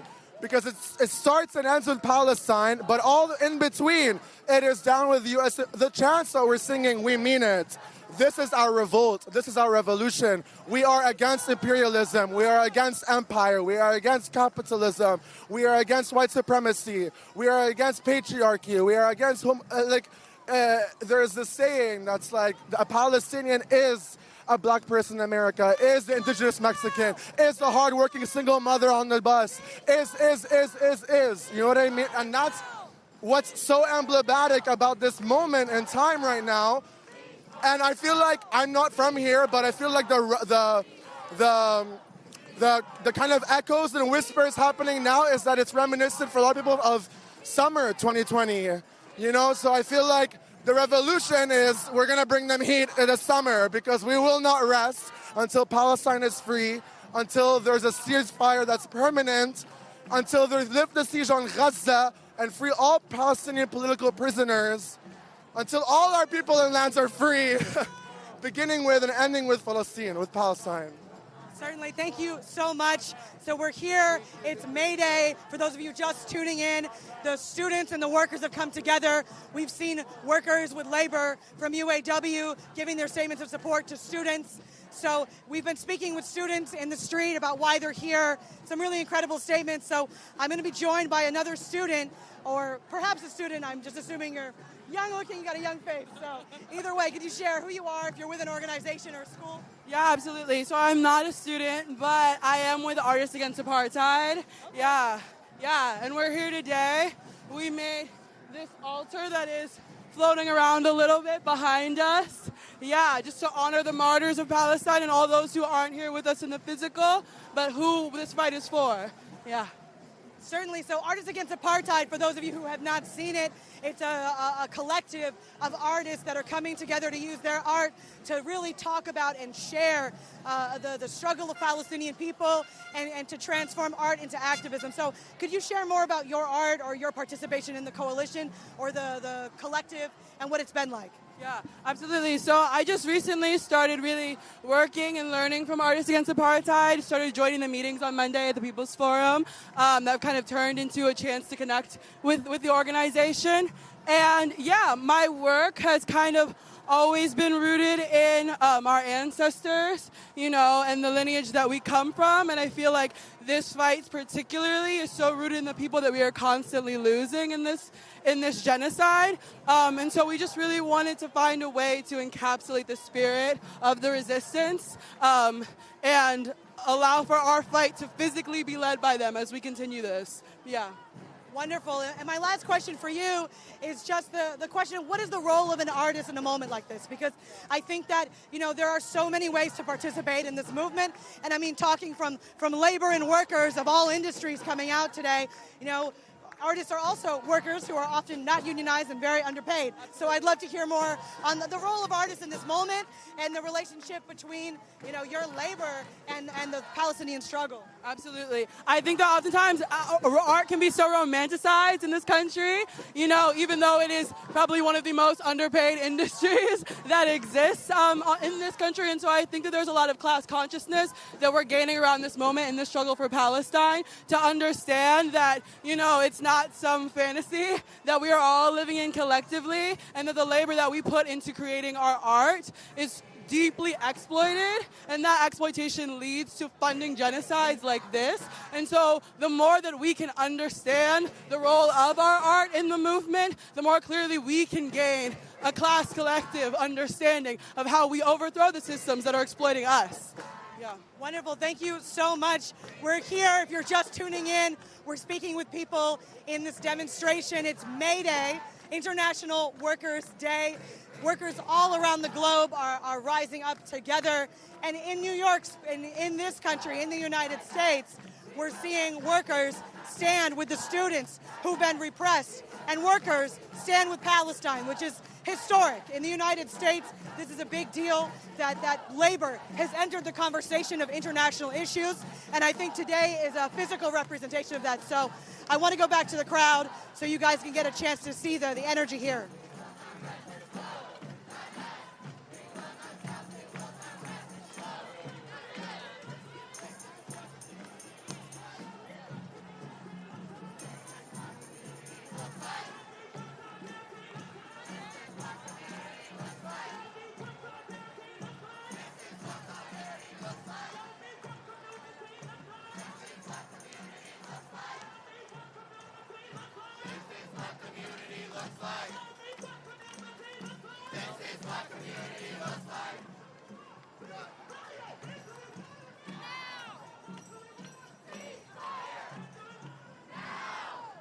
So if you're just tuning in, we're here. It's May Day. It's International Workers' Day, which was started here in the United States. Not literally here in New York City, but here in the United States, in Chicago, when thousands of workers, 90,000 workers, came together to protest and demand the 8-hour workday. 40,000 of those workers actually were on strike. And this is the birth of the 8-hour workday, which we owe so much to those who came before us in that regard.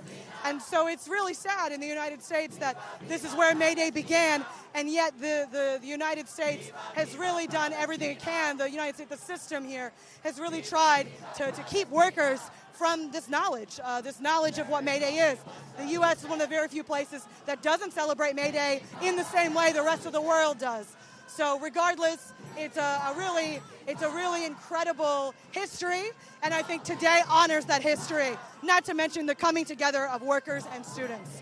So if you're just tuning in, you're watching Breakthrough News, become a patron, support us. You know, we're telling stories, we're interviewing people here in the crowd today because we want you to hear the real voices of who's actually on the ground, not the corporate media that's been cutting and editing and slicing up, dicing, changing what people are saying. We want you to get the real message of movements on the ground. That's the role of independent media. That's our job to do. So if you support that mission, please support us. Become a patron. That's patreon.com/breakthrough news. So we can keep coming out and giving you the real stories that are happening on the ground. So we're going to keep getting a sense of that. I mean, we saw that altar earlier. You can probably see it in your frame right on the right. Some incredible, beautiful energy here. Also, wonderful sunlight. I'm loving the sunlight. I bet the shot is great. I also sometimes do videography for Breakthrough. I wear many hats, so my eyes are seeing many things right now.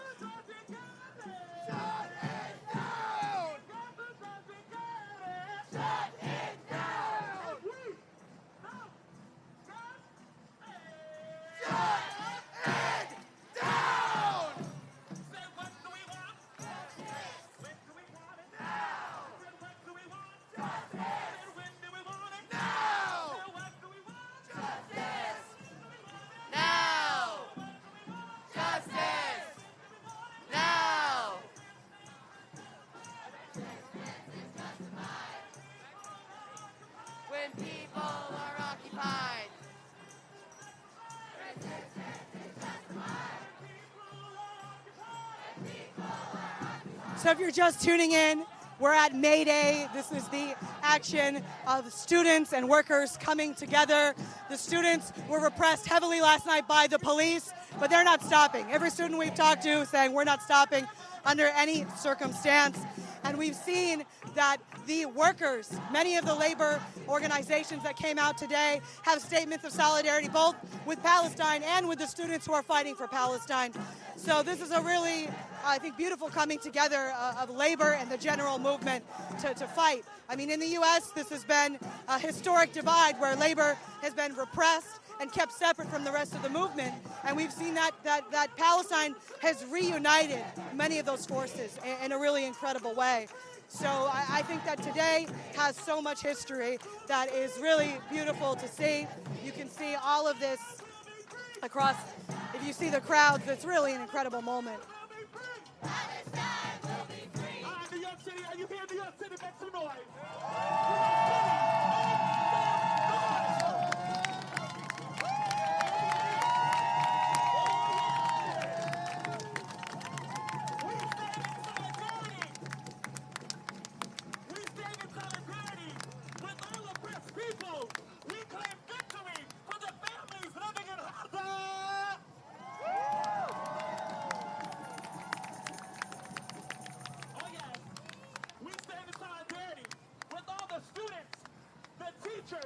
Great.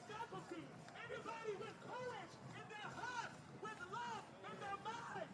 We stand in solidarity.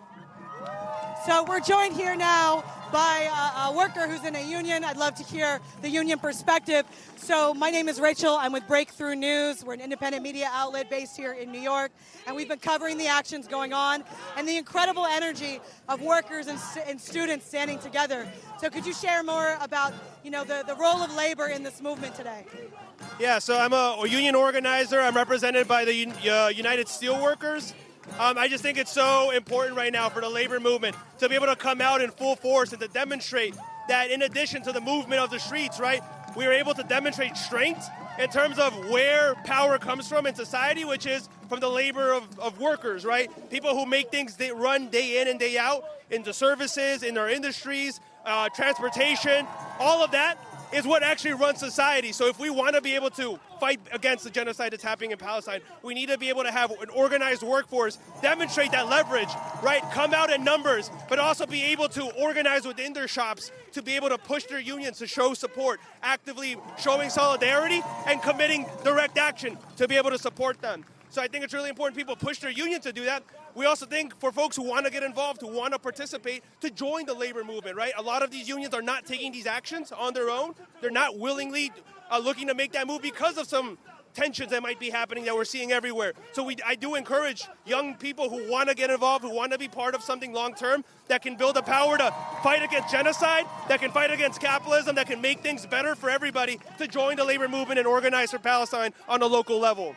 Certainly. I mean, the labor movement we've seen since October has really grown. I mean, Striketober 2023, we've seen labor really enter in the movement space. They're kind of building and developing. Starbucks Workers United is one of them, but there are so many more. I mean, recently there were the workers in Tennessee in the South, where we see the unionization effort really spreading everywhere near here locally. There was a solar company in Long Island, actually, that is unionized as well, joined UAW. So we see that energy revitalizing into the labor movement in a way that's really encouraging. We've seen decades of repression of labor. So I'm curious your thoughts on this revitalization and the consciousness changes that you've seen within labor in the last few months around Palestine and around generally the will to fight. Yeah, I mean, I think what you've referenced show the sort of resurgence and excitement around building the labor movement by things like Starbucks, as you mentioned, right? Amazon also being part of a major industry that was previously not unionized, that has been unionized, but also specifically with strikes happening and Teamsters. But UAW as a premier example, ever since they got new leadership led by Shawn Fain, they've been both pushing unions that for a long time were dormant, pushing them to do things like strike, and then building on that momentum and doing new organizing, right? Organizing a lot of places in the South that have not been successfully organized in time. So I think we're seeing, in the wake of a resurgence of a labor movement, in the wake of resurgence of a left politics, there is a lot of excitement and a lot of momentum. But we have to remember it's still very small. Within the relative union labor movement is still only 10% density, and it continues to decline even as we have growth.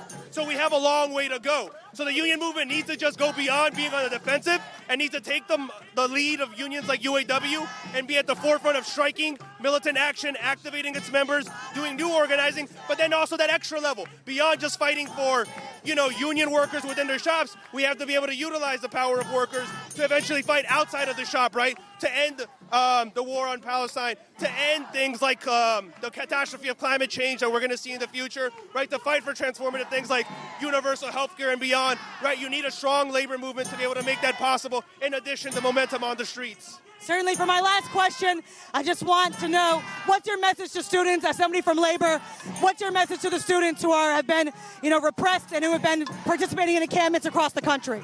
I would say that, union workers everywhere stand behind you for those that want to fight for a world that's equitable, for a world that's just, that we have your backs. A lot of union workers have your backs, and that we want people to feel that you're inspiring a lot of us to take bolder actions within our own movements, within our own labor unions, within our own workplaces. So continue doing what you're doing, but also to think about a future in labor and think about being able to combine these fights here and bring it into your workplaces as well. Well, excellent. Thank you so much.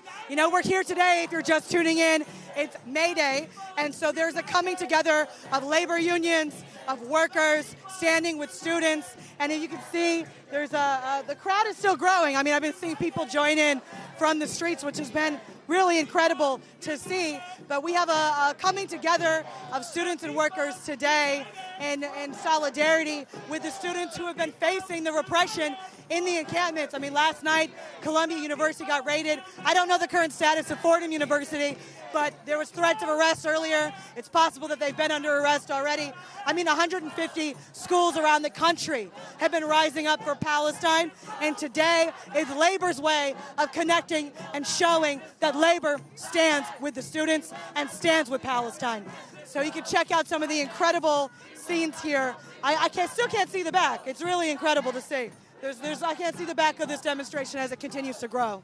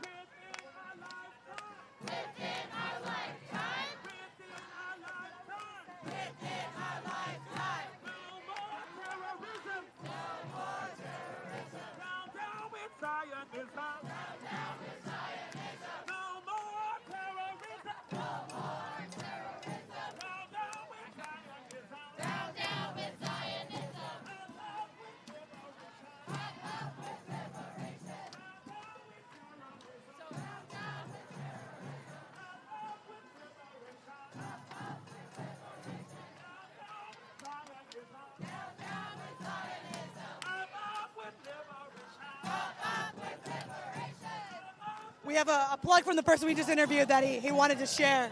So if you have a plug, if you want to make a quick plug, the camera is way back there, but it's okay. No problem. So I talked a lot about how important it is for folks to get involved. If people are looking for an organization that can help people learn about the labor movement and help them be placed in the labor movement, we have teachers, we have nurses, we have people in telecommunications, we have Teamsters. So if people do want to get involved, look up the Rank and File Project. We have an Instagram, we have an online website where people can get more information on how to directly join a cohort of, socialists looking to transform the world. Wonderful. Well, wanted to make sure they got the chance to make that plug. So if you're just tuning in, it is currently May Day. We are out with students and workers in the streets, and you're watching Breakthrough News. If you haven't followed us, please do so at BT Newsroom. You know, we're trying to show you what's really going on the ground. We're not going to cut and chop and edit and change entirely the voice of the students, the voice of the workers, the way that the New York Times has, and the New York Times continues to do. So that is the goal for us here as an independent media outlet, is to tell the truth and be on the ground with the movement. I mean, that's a big part of our mission. So please, if you like this coverage, if you want more coverage like this, become a patron. That's at patreon.com/breakthrough news, patreon.com/breakthrough news. Any support, it really helps to keep this kind of media going. I mean, like you saw last night, we attempted to go live and we had a major cable failure, unfortunately. So, we definitely need the help, I'll tell you that. But either way, we're out here today, and it's May Day, the celebration, the International Workers' Day. We're marching now through the East Village, a very historic place in its own right. I think we're going to march past the Stonewall Bar, where the historic Stonewall uprising for LGBTQ rights began. The LGBTQ movement here in the United States was birthed by Stonewall, and I think we're going to be walking somewhere possibly near there soon. I remember this area because of how Pride is always coming through here.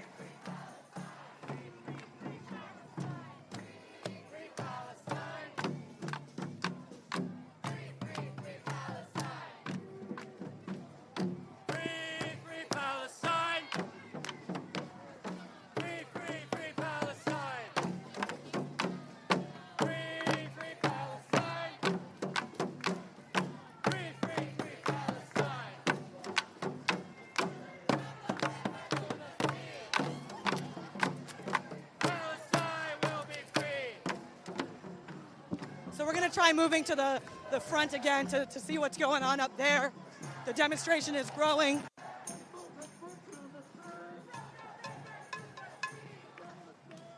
The flags are really waving, wow.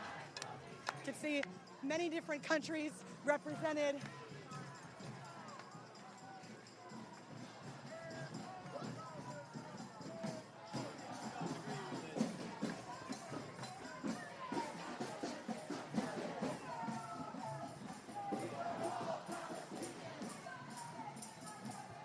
We are marching now to NYU, where students have been repressed and suspended, like the student we spoke with earlier.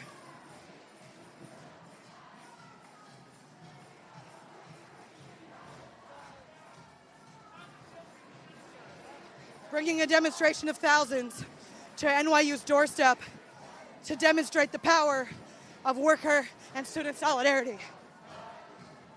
I'm out of breath. We'd be running, y'all.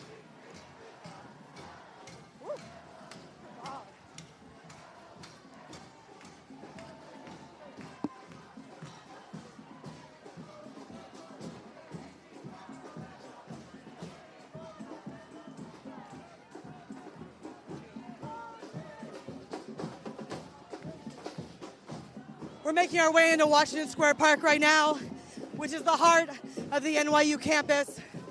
NYU claims its campus is the city, and yet somehow it arrests its students and represses them, even though supposedly they have some of the most progressive politics for schools. I think we've seen through the facade of what so many universities have been saying about what they stand for. They want to educate students on justice and all these ideals, but when it comes to real justice, they have no interest. They want to stop that. So I think it's the facade of higher education is on full display.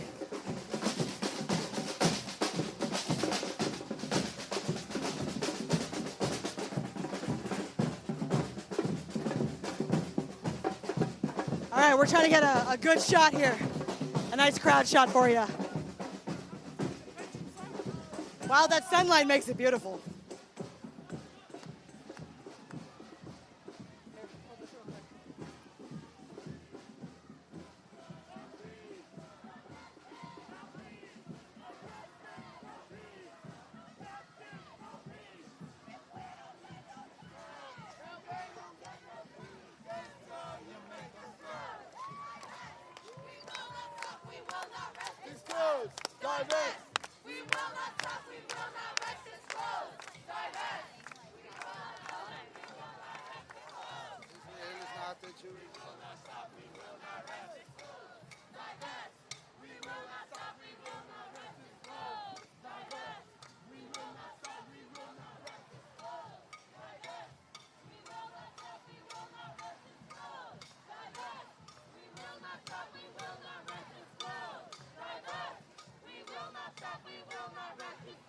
So we're in the demonstration right now. The corridor here is narrowing. The road is narrowing for us to go through as we get closer and closer to the heart of Washington Square Park.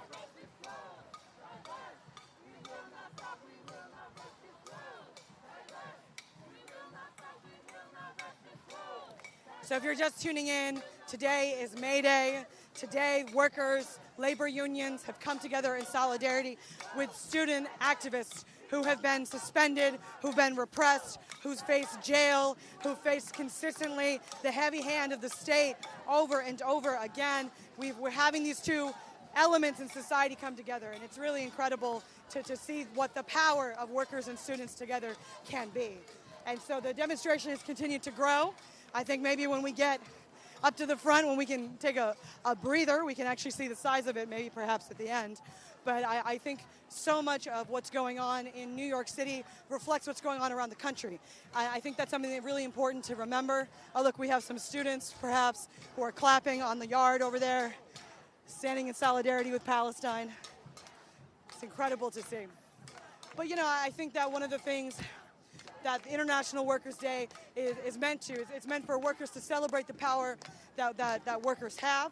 I mean, that's the history, that's the importance of it all. And I think today in the U.S., it's celebrating the power of workers and students.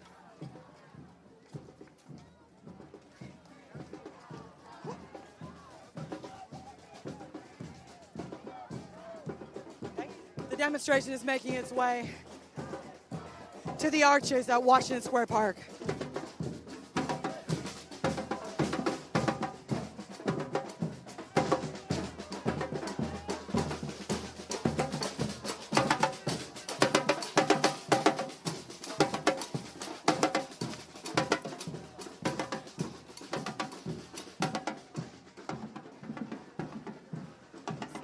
So So looks like the organizers are gonna stop here under the arch.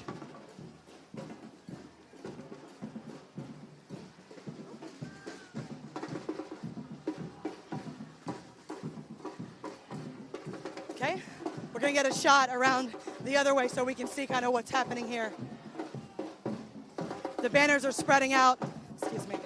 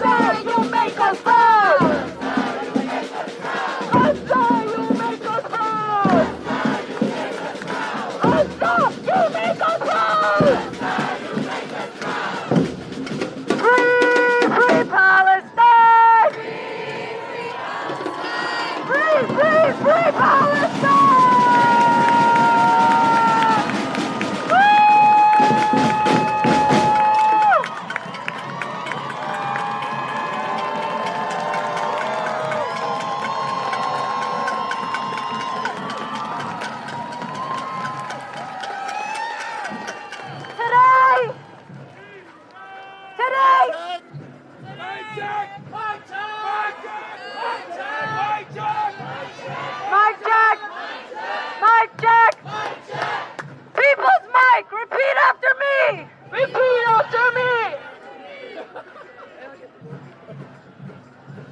Today is May Day. Today is for the workers. Today is for the students. Today is for the revolutionaries. Today is for international solidarity. Today is for all oppressed peoples of the world. And today is for Palestine. All over the city.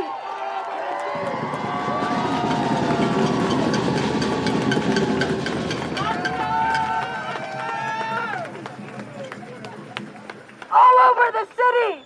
All over the country. Students, workers are walking out. They're going on strike. They're doing great strikes. They're organizing amongst themselves. And they are saying that they will no longer be complicit in genocide, in warmongering, in oppression the world over. We salute all of us here. We salute the workers of the world. The students of the world.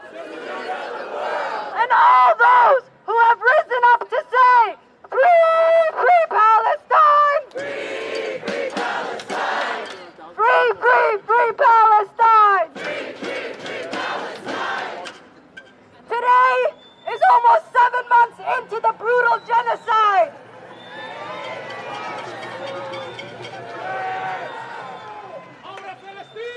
They thought we would get tired.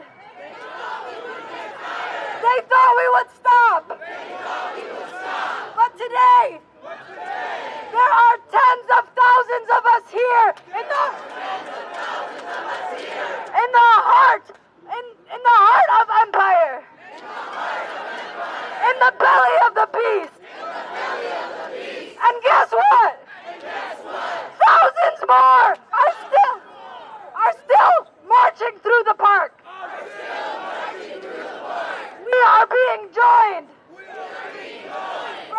with people from all over the city. And we know that we are stronger together. We will always have each other's back. And we will never abandon the struggle. For the children of Palestine. For the children of New York. And for all people of the world. Our struggle.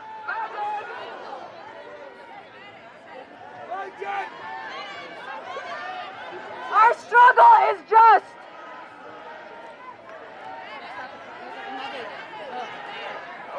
We need a medic in the back. People's mic. People's mic. We need a medic in the back. Towards the fountain. Repeat after me. We need a medic in the back. We got one.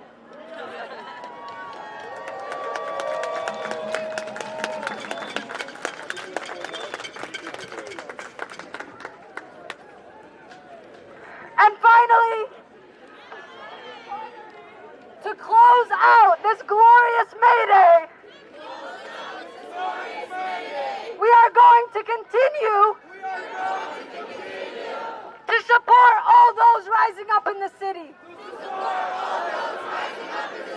So when we close out here, there will be people going to support the students of NYU.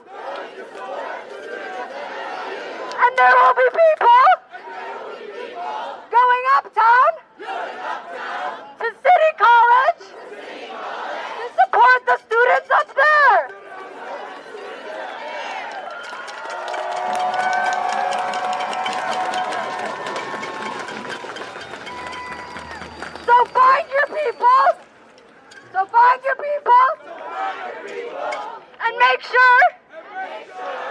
it up there.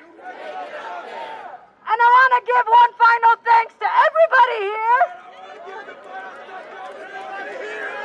And to our amazing drummers of Batala.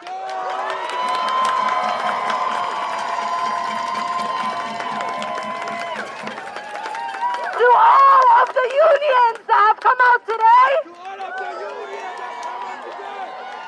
To the tech workers. To the healthcare workers. To the students. And to all of us here. We will not give up the fight. This is a long battle. But we are committed. And free Palestine.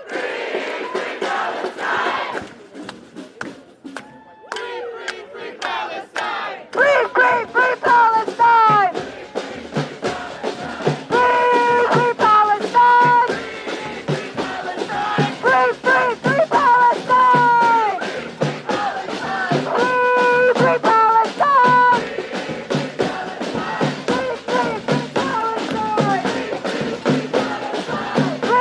Free Palestine.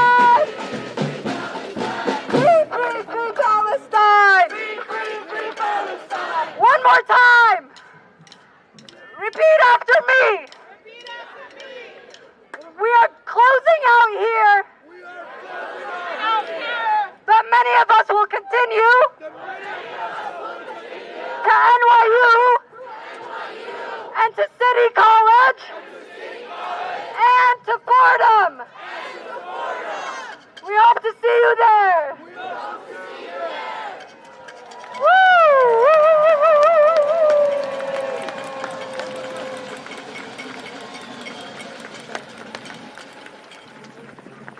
The people!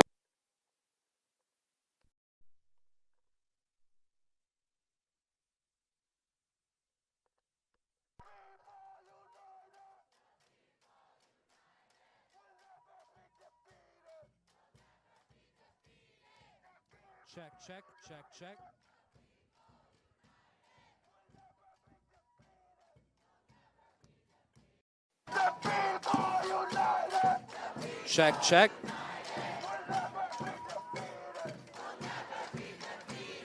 So if you're just tuning in, it is May Day. We are at an action where students and workers have come together. Workers from labor unions all across the city have come to stand in solidarity with the students who have been repressed. We are probably going to follow some of the activists who have come out today to NYU. Many of those in the demonstrations are going to be following, going over to NYU to stand with the students that are still struggling there.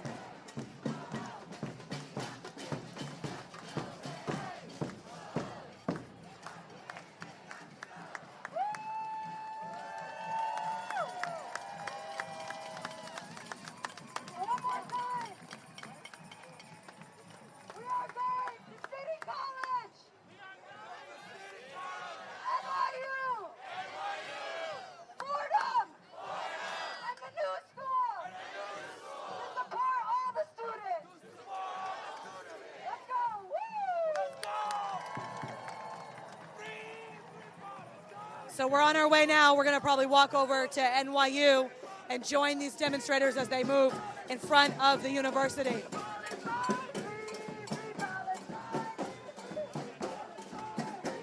I mean, they really weren't kidding. I mean, thousands of people are out here today.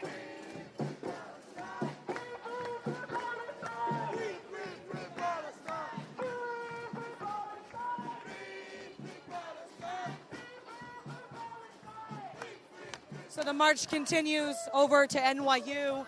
The demonstration is going to join the students at NYU as they continue to resist. It's a short walk for us. So if you're just tuning in, we're live here at May Day, International Workers' Day. That is an international holiday for those in the U.S. who have not heard of May Day. It's an international holiday for workers. In the U.S., we have Labor Day, which is part of the way that they have tried to divide workers in the United States, to take away the legacy and history that was actually started here. In Chicago, that's where the history of May Day began. So we're out here today on May Day, celebrating the workers and standing up for all of the oppressed people all around the world. That is what the organizers were saying as the reason why we are here.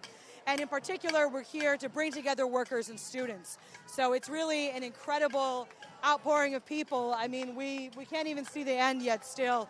I wouldn't be surprised if people were still marching into the park as the demonstration grew larger and larger. So all of these demonstrators are going to be going to NYU's doorstep, and there's going to be some going as well to Fordham University. As I talked about earlier, I was at the encampment earlier at Fordham, and the students are facing very severe repression there.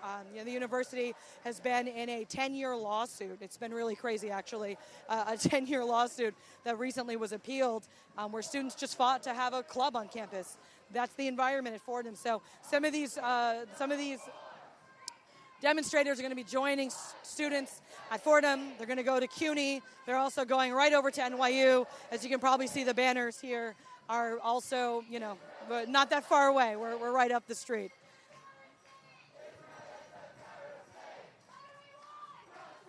So I see some signs, UAW, LSSA 2320, war is not the answer. A lot of UAW wheels out in this demonstration today.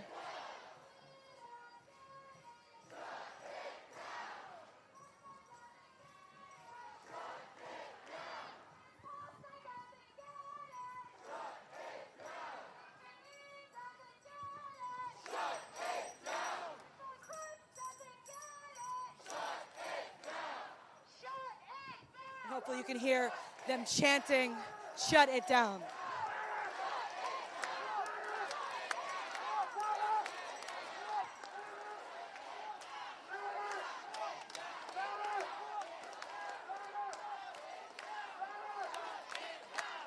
Oh, there's a woman right here who just happened to walk from the sidewalk and put her fist in the air. It's inspiring to see.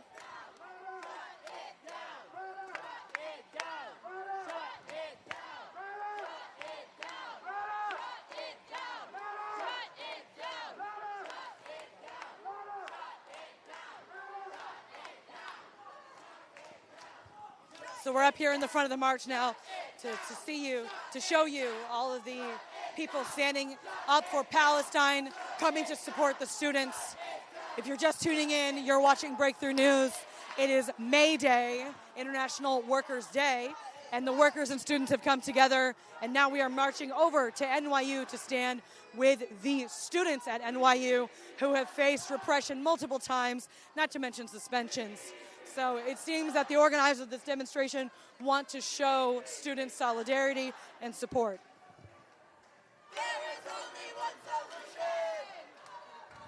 So for any of you tuning in internationally, definitely share what May Day is like in your country.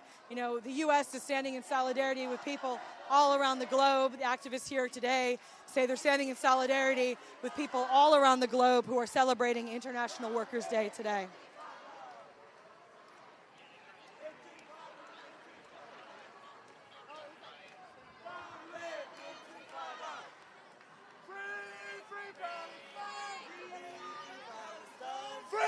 Free Palestine! Free Palestine! Free Palestine! So here we are marching to NYU now. The demonstration is moving to NYU to stand with the students at NYU. So if you're just tuning in, we really encourage you, if you don't follow us already, please follow us. Breakthrough News, we're an independent media outlet showing you the story the corporate media won't show you. The corporate media is owned by, 5 mega corporations own all of the media. So it's important now more than ever to support independent media as we see the corporate media trying to shift the narrative on what's going on in these student demonstrations. If you've seen, there's all these reports saying that it's not even students that are protesting. And I can tell you from my firsthand account, that is not true. We have seen students all around the country stand up, and it's them. It's them who's in the streets, and it's them who are leading these encampments. It's not some outside agitators, as some of the media is attempting to deceive people to say.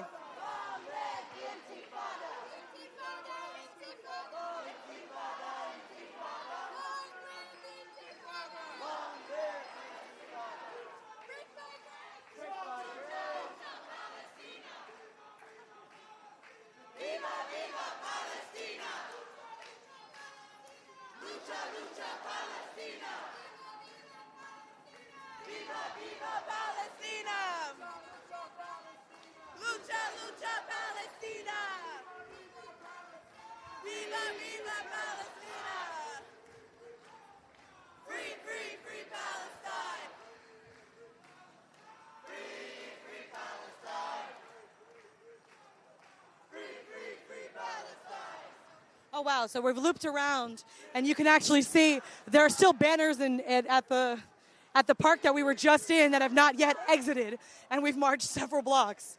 It's an incredible shot right there.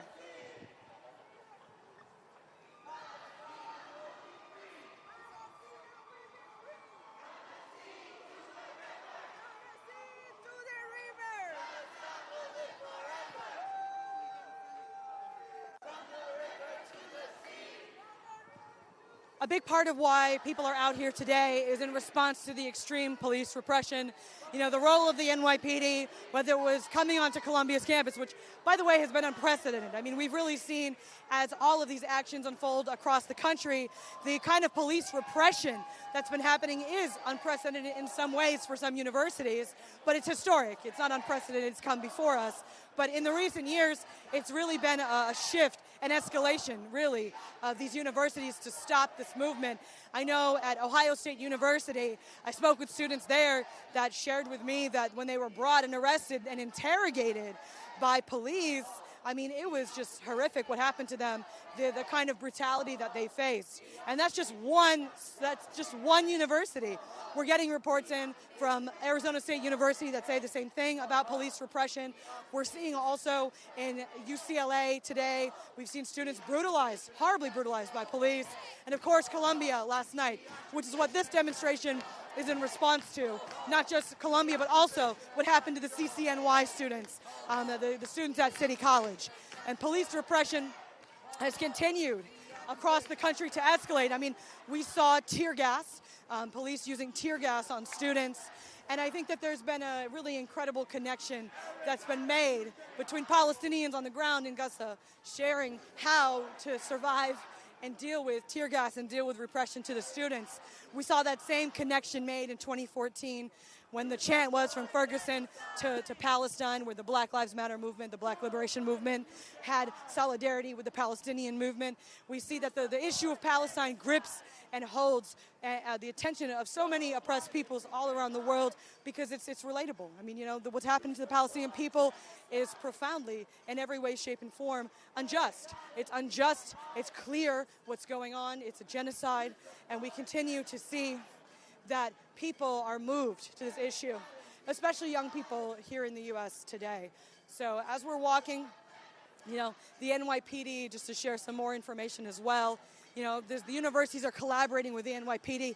When the Columbia students were first arrested on the lawn the first time, actually the NYPD had no idea what to actually even charge them with. They had to ask the university what to charge them with. So this relationship is so clear between the NYPD and the universities, and what the role of the police is in this movement is to stop it.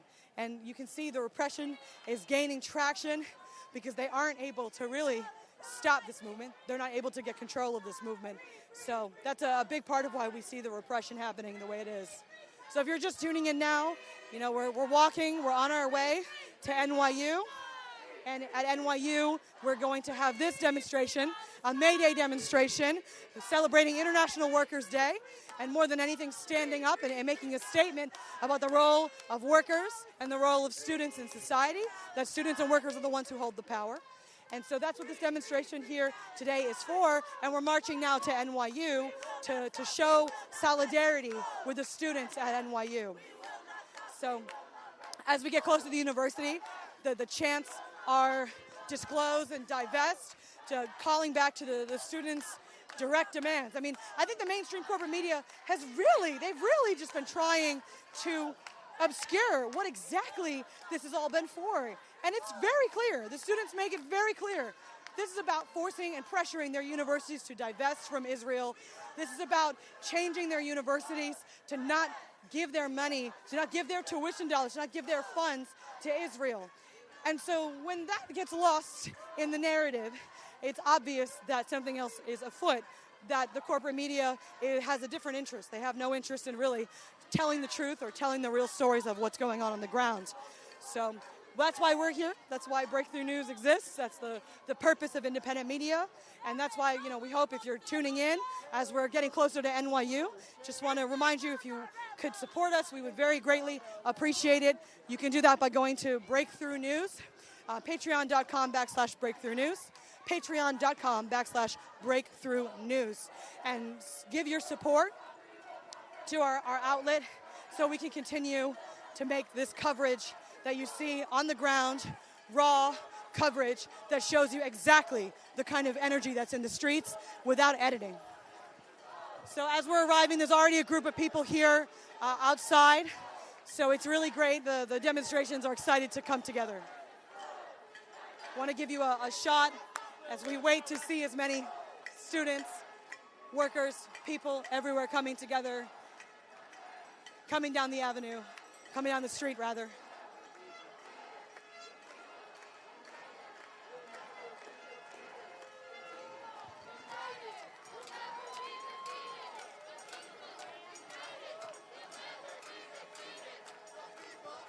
There's celebration up ahead because the demonstrations are coming together, so there's a lot of energy for that.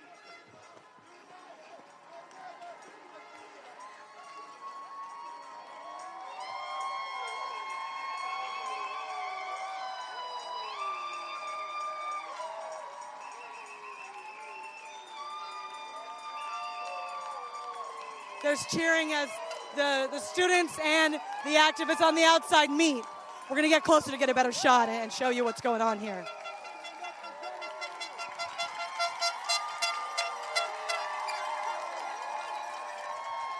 The students, the NYU students, are now meeting with the May Day demonstration.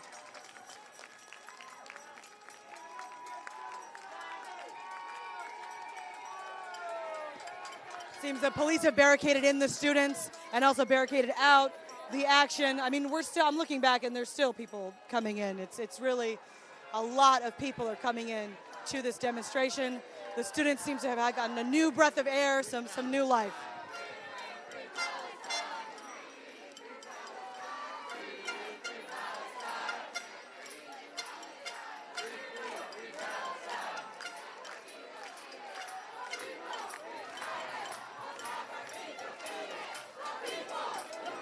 You can see there was a Palestine flag across the street on somebody's balcony.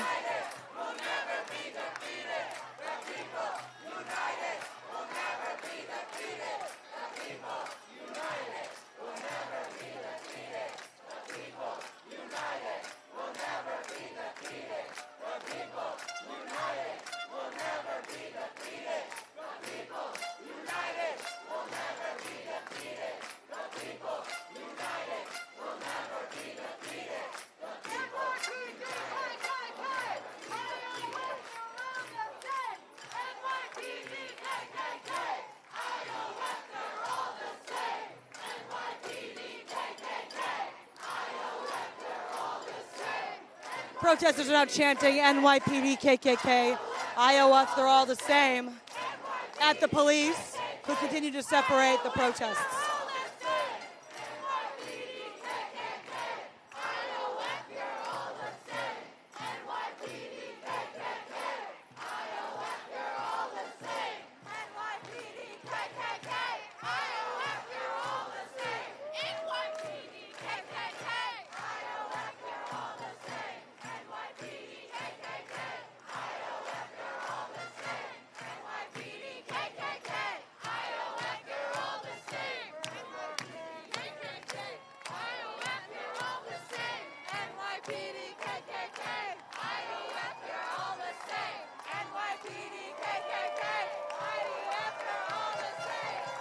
show you how far back the demonstration goes, standing with NYU. There's got to be somebody taking an aerial shot somewhere. I do see actually people on a balcony. It says Gaza. Can't quite read the banner there. Gaza in our hearts is what the banner says across the street. There's a sign that says Adams is a bitch, referring to New York City Mayor Eric Adams.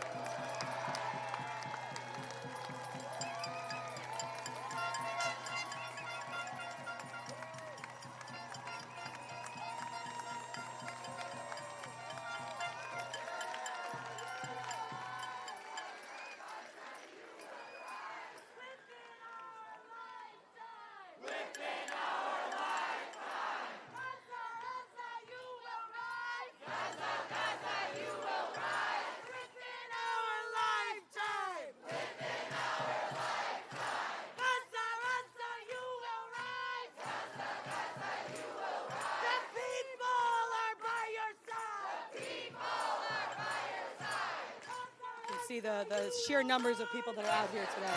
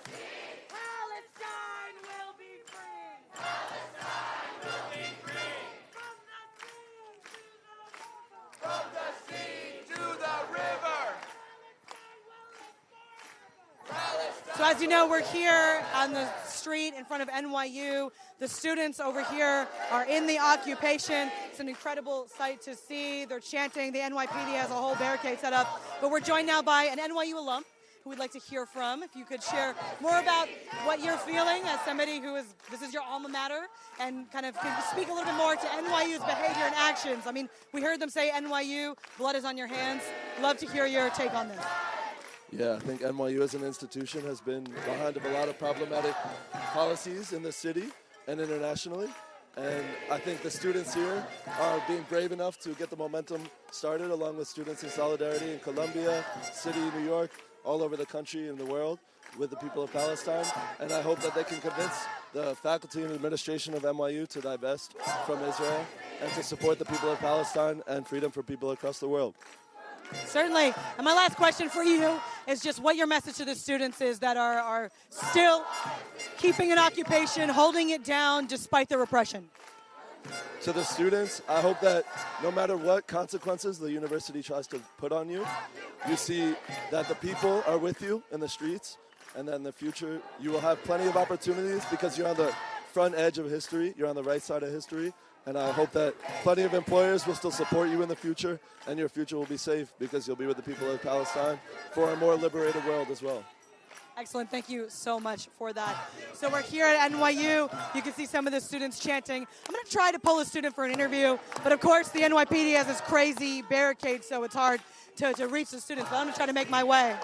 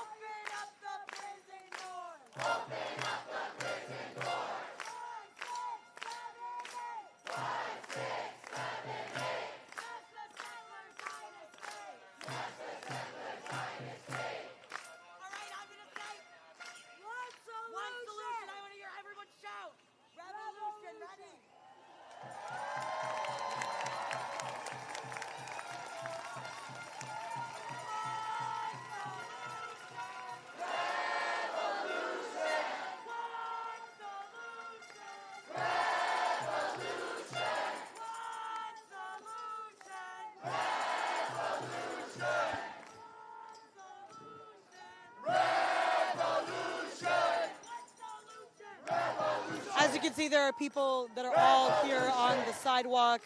Others have gone to other universities and other places, which has been, great to see the kind of distribution.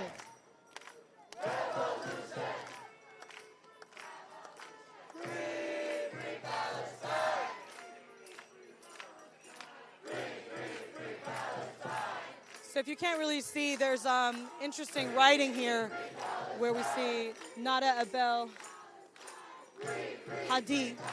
I think it's the names of Palestinians who have been lost to the genocide that have been written down on the sidewalk. You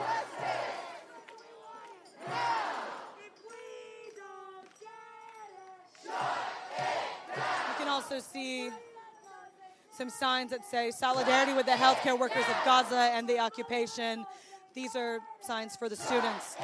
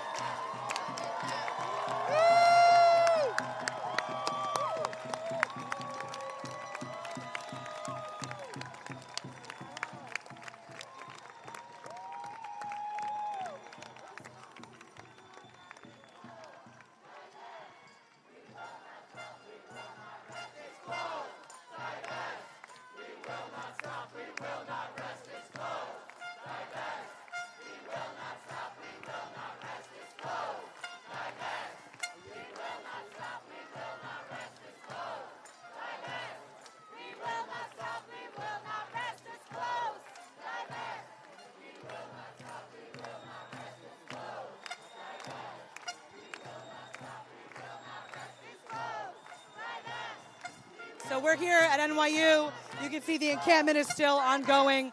The students have stayed strong, and despite the fact that there's been multiple iterations of police repression, there are still students who are camping out and demanding that NYU divest from Israel. The demands have been very clear, very, very much so clear from the students about what they want to see happen. They're chanting it right now: disclose, divest. We will not stop, we will not rest. That's what's happening right now. So if we can get a little bit of a look over this way, the students have set up a really incredible encampment to see the energy to continue going. I think is very much so inspiring, and they feel very strong from the demonstrations that have been out here and brought here.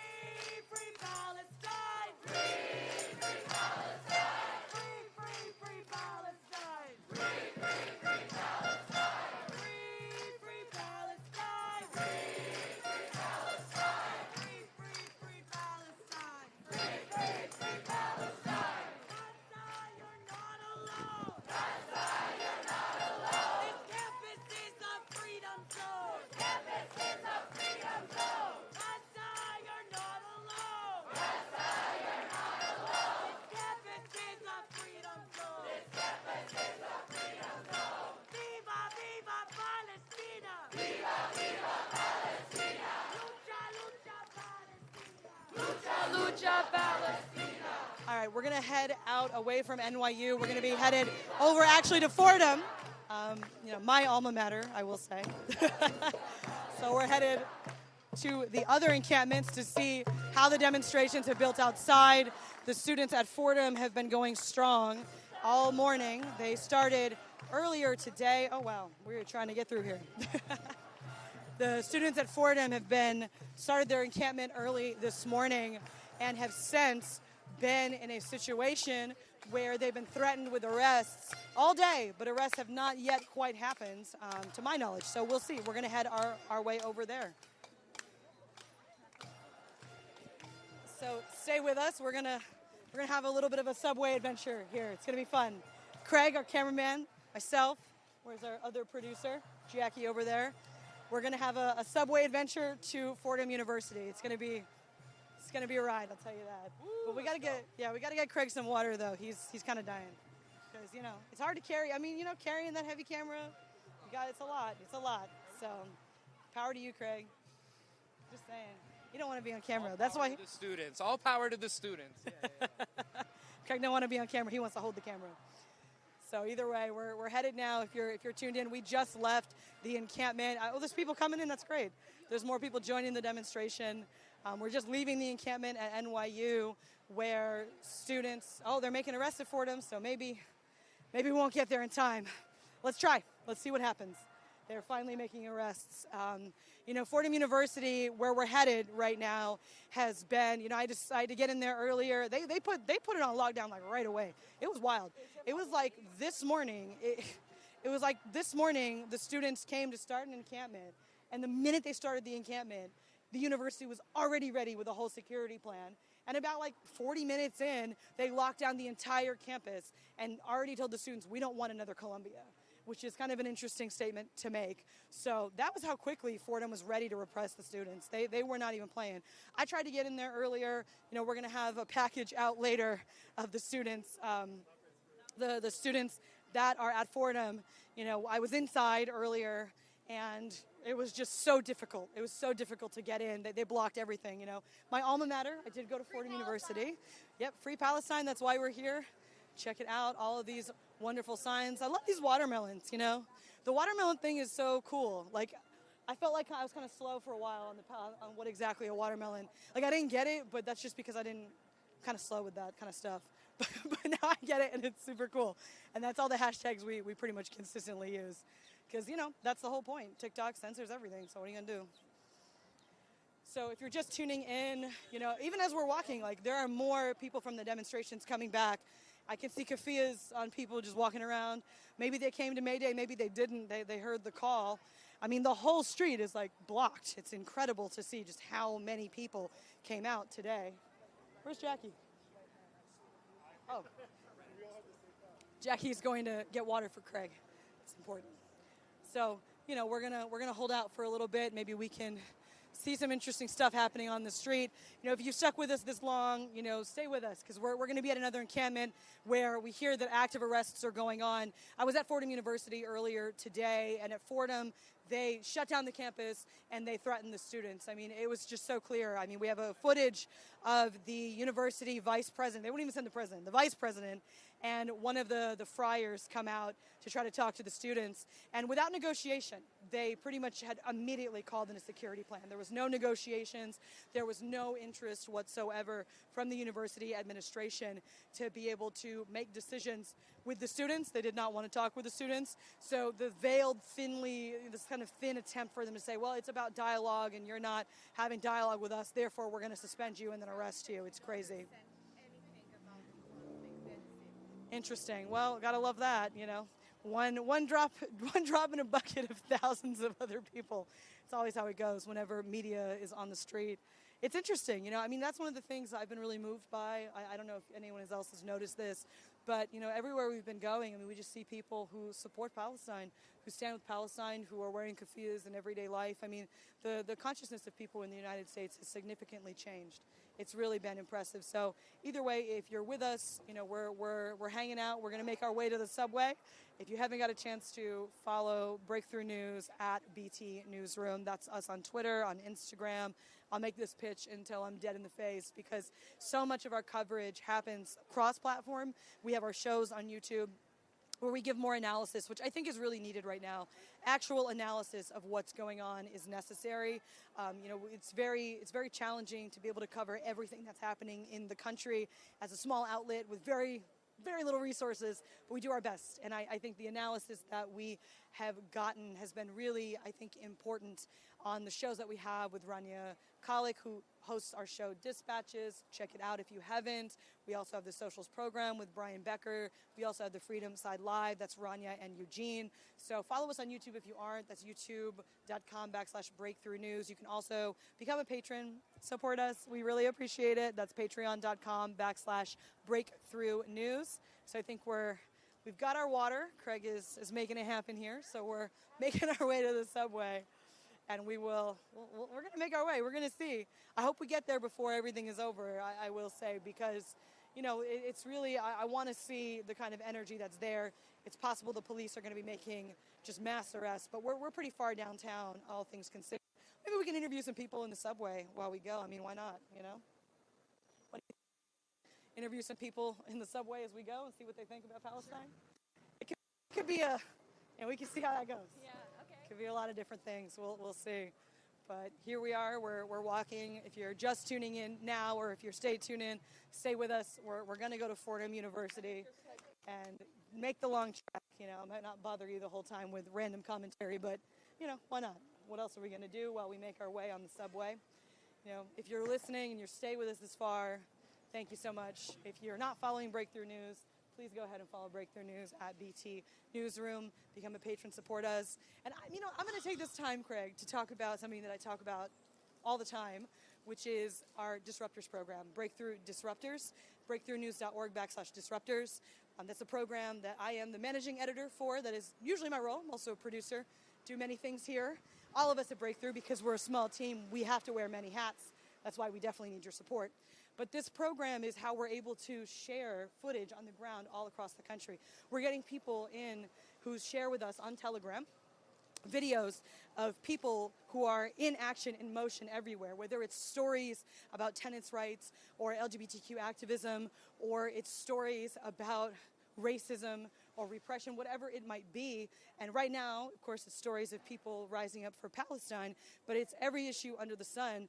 That's what the program is for. So if you're interested, if you're a journalist, if you're a videographer, and you want to put your skills and be part of something with us, it's a national grassroots media network that we are looking to grow, because I think that the role of media needs to be like what we've been doing here and what our mission is at Breakthrough. The role of media really is and needs to continue to be to uplift the truth and to really give activists the platform that they deserve. Many of us at Breakthrough, we've been activists ourselves, and as an organizer, you spend so much time. You spend so much time trying to get press and media to come to things, and then when they finally do come to things, they just chop it up, they edit it, they change it, they do everything they can to tell a completely different story. I was interviewed once by CBS. I'll never forget this because I'm very mad about it. I was interviewed, and this was about Jordan Neely when he was killed.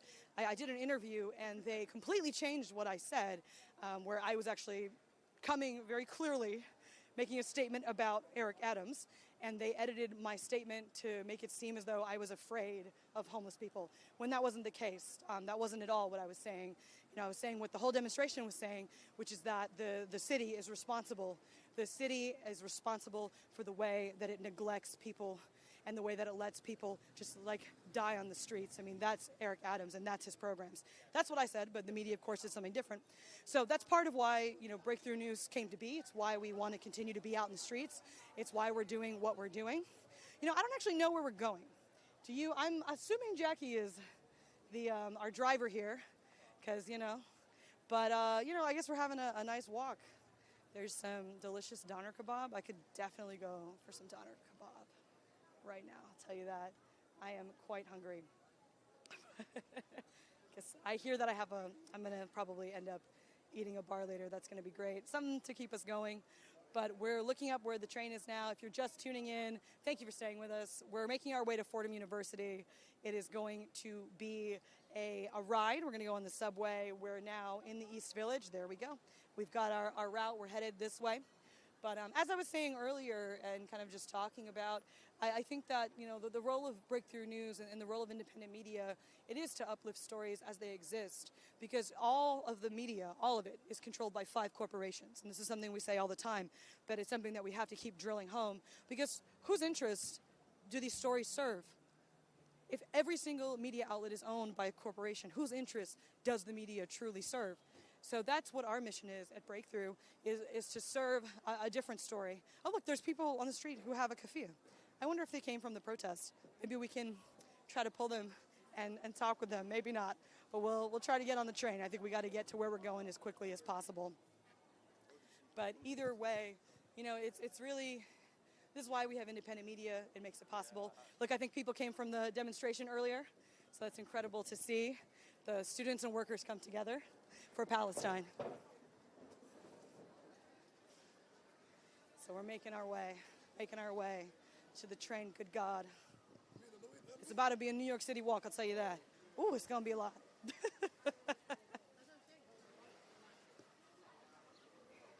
It's an interesting experiment. We'll do it again if it works well. We'll see. Thank you for staying with us if you're with us. We're really trying to make our way as quickly as we can to Fordham University, where we hear arrests are going down.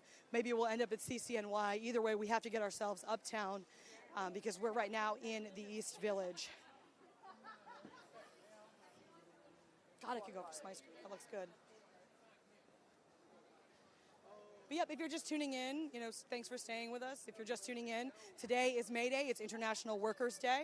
And we have people all across the city who came together to stand united as workers and as students for Palestine. And the demonstrations we were just at, oh, look, another keffiyeh. Looks like other people perhaps from the demonstration were here. Another keffiyeh. This is great. This is, hello, hello, hello. We're actually live, but we're making our way to Fordham to cover what's going on with the students. But it's beautiful to see that there's so many people still out in the streets for Palestine. People all trying to find their way to the trains. So we shall see. Jackie, you are our navigator. Where are we going? Excellent. So yeah, I mean, you know, if you're staying with us, thank you. We're going to be on our way to Fordham. There's 150 different universities that are, I see some police sirens up there. I wonder, it's back where we came from. I wonder if they're attempting to, you know, I see a police van up there, NYPD van headed towards where we just were. So I wouldn't be surprised if that's the the direction the NYPD is trying to go. I'll tell you that. But yeah, we're headed to Fordham. I mean, there are universities across the country in just standing up in revolt in every way. I mean, we've seen 150 universities around the country. At minimum, I can feel like there's more. I mean, there's an active map. I think it's called PalestineEverywhere.com. I'm not sure. I think that if there's somebody else who knows it in the chat, please drop it in the chat. Without a doubt, we want to see it. But you know, if you check out this map and you can see all the different locations all around the country that have stood up for Palestine. See another keffiyeh. Okay, turn left. And all these different demonstrations for Palestine that have stood up and decided to stand with Palestinian people. All these different students around the country who have done that have really, I think, lit a new fire in this movement. I mean, we've been going since October. Just relentless protests. I mean, and I think that's something that's beautiful about this moment in particular. I feel very, very inspired by it, is that we've seen movements come and go. You know, I've been an activist for 10 years. Not that old, but it makes me feel old. But, you know, I've been an activist for a long time, and we've seen movements come and go. You know, Black Lives Matter in 2020, which is where Breakthrough News, which is where we got our start, because we saw that none of the corporate media was even going to go to Minneapolis. So we sent Eugene and Kay on a trip to Minneapolis to do live coverage when nobody else would cover, because, of course, the COVID pandemic made it difficult. But the resistance movement was important, that we see what was going on. You know, we saw that movement come, and go. Of course, the resistance is still there, and it has profoundly changed and influenced the way people think, but people are not in the streets anymore in the same way as they were for George Floyd right now. That doesn't mean they won't be in the future, but seeing movements come and go, this movement is different. We've seen organization and infrastructure and continued resistance for, at this point, they were going on 7 or 8 months of just continued resistance movements, which is really just something else. It's really incredible to see just resistance movements happening for that long periods of time. It really just shows that this is an organized movement, that there is not a, I'm gonna take it right. It just shows that this is it's an organized movement, and it's a movement that isn't going anywhere because the organizations that are involved are not going to let it. So if you're just tuning in, we are walking here. Oh, there's another person with a keffiyeh. This is great. It's great to see people that come out for the demonstrations. You know, it's clear that they're of New York. They're in and of the people of New York. They're not separated, which I think the media would like to have you believe, that this is an isolated opinion, but it's not. I mean, even at Columbia University itself, I know we had talked about this when we were on the ground at Columbia. Columbia College had an entire study that they did where they found out that 70% of students supported divestment. So the kind of claim that Columbia was making that this is a niche perspective or opinion is just not true. It's just not the case in any way, shape, or form. So that's definitely been an incredible thing to see, that, you know, the narrative that nobody cares, it's just not true. You know, we're seeing other people have keffiyehs, okay. Seeing more of it in and of the streets. See a drum here, keffiyeh and a drum. It's good to see. I probably look crazy. I probably look very crazy walking through New York, just talking to a microphone by myself. So, isn't that something? Well, thank you guys for staying with us. If you're still with us, we're making our way now to Fordham University. There really is a lot to see there. We hope that by the time we get there, we can at least catch some of the action. If not, and you stayed with us, we'll see. I feel very strongly that the struggles at universities are going to be going all through the night. It's been midnight actions, 2 a.m., 1 a.m. police support. It's been round the clock, just round the clock happening.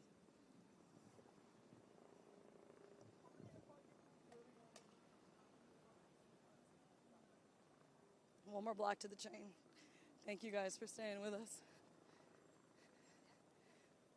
Whenever I hear the helicopters, I tend to wonder, is it an NYPD copter, is it a news copter? You kind of never know, to be honest with you. How are you feeling, Jackie? Good. My mouth is full. Jackie's mouth is full, so she can't join us on camera. No.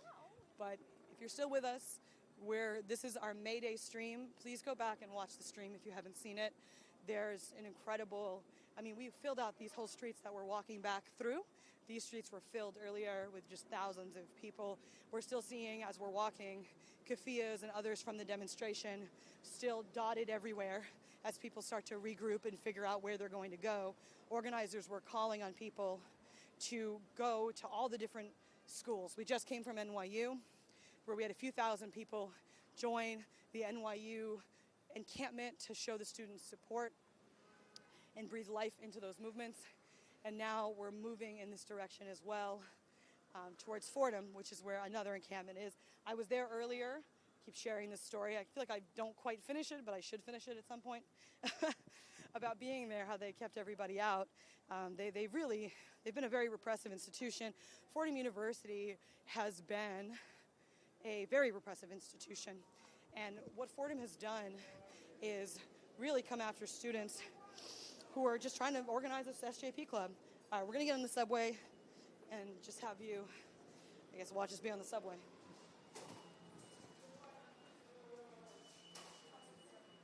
If we lose connection, we're going to reconnect because obviously we're on the train.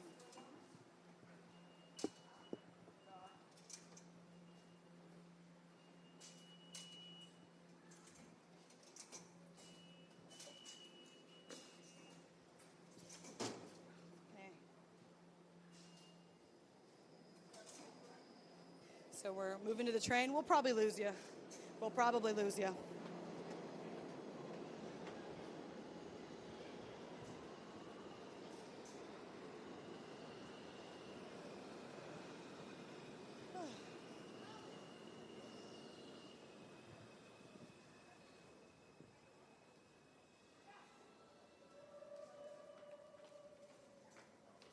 All right, so if you just tuned in, just so you guys know, we're in the subway now. We just came from the NYU demonstration, or the May Day demonstration that then supported the NYU students. We're now on our way to support the students, or be part of the action that supports the students at Fordham University. If we lose connection, just stay with us. We will reconnect very quickly. We're going to be on the subway. We don't got that cab money, so maybe that's the time to pitch that if you want to become a patron and support Breakthrough News, you can do that by going to patreon.com/breakthrough news.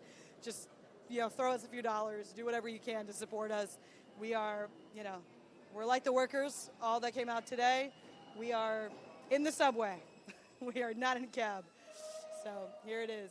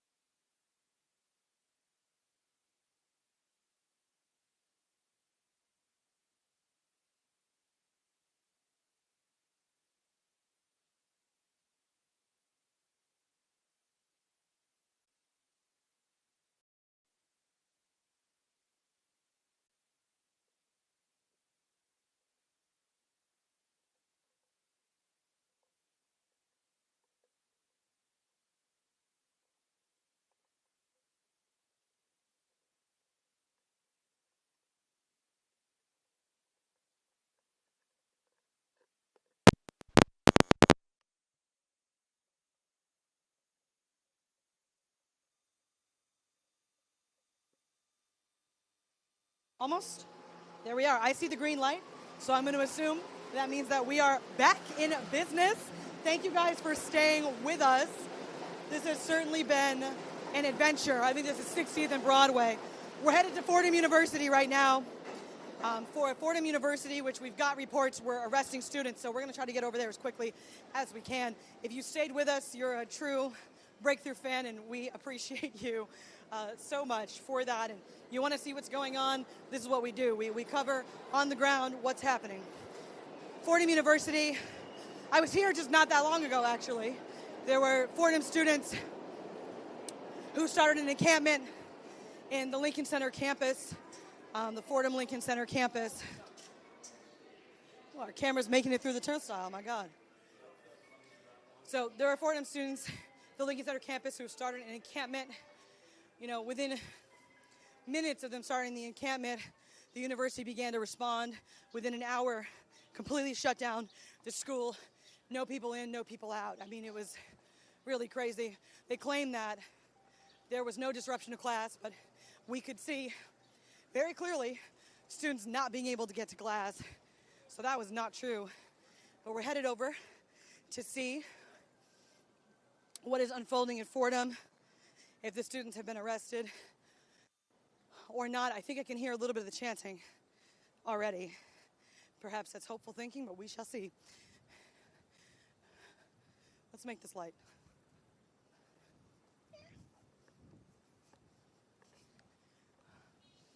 So we're one block away from Fordham University, where students have started an encampment this morning, and without even negotiating, without speaking to the students, the university already began to respond. They threatened NYPD earlier today. They've been threatening NYPD all day to come in and arrest the students, threatening suspension. They were responding very quickly with repression. And the thing about Fordham is that this has been a 10-year fight for students. Students in 2016 filed, 2017, I think, perhaps, correct me if I'm wrong on the date, somebody in the chat, but 2016 filed a petition, filed a petition with the court to allow them to have a Students for Justice in Palestine on campus. It was a lawsuit that the students initially won. And then the university, hoping that the alumni and all of the students who were current students would graduate, then appealed the decision not that much further away. So as we're getting closer, I do wonder what has happened here, because I don't see the numbers that we saw earlier. Perhaps it has cleared out.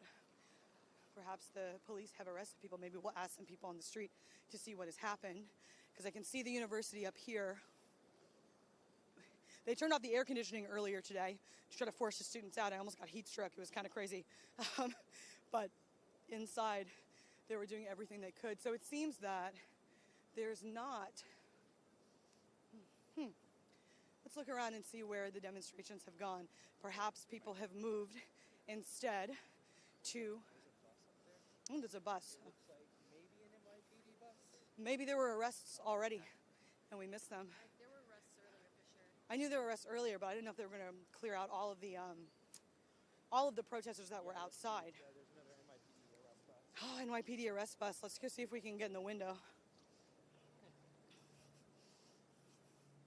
See if we can get in the window here. Maybe we can try to go inside of Fordham and get some sort of a comment from any of the university administration about what they've just done, if they've just arrested the students. Suspended and then arrested, that's the formula that these universities are using. They suspend the students and claim they're trespassing and then immediately arrest them. Let's see if we can go inside.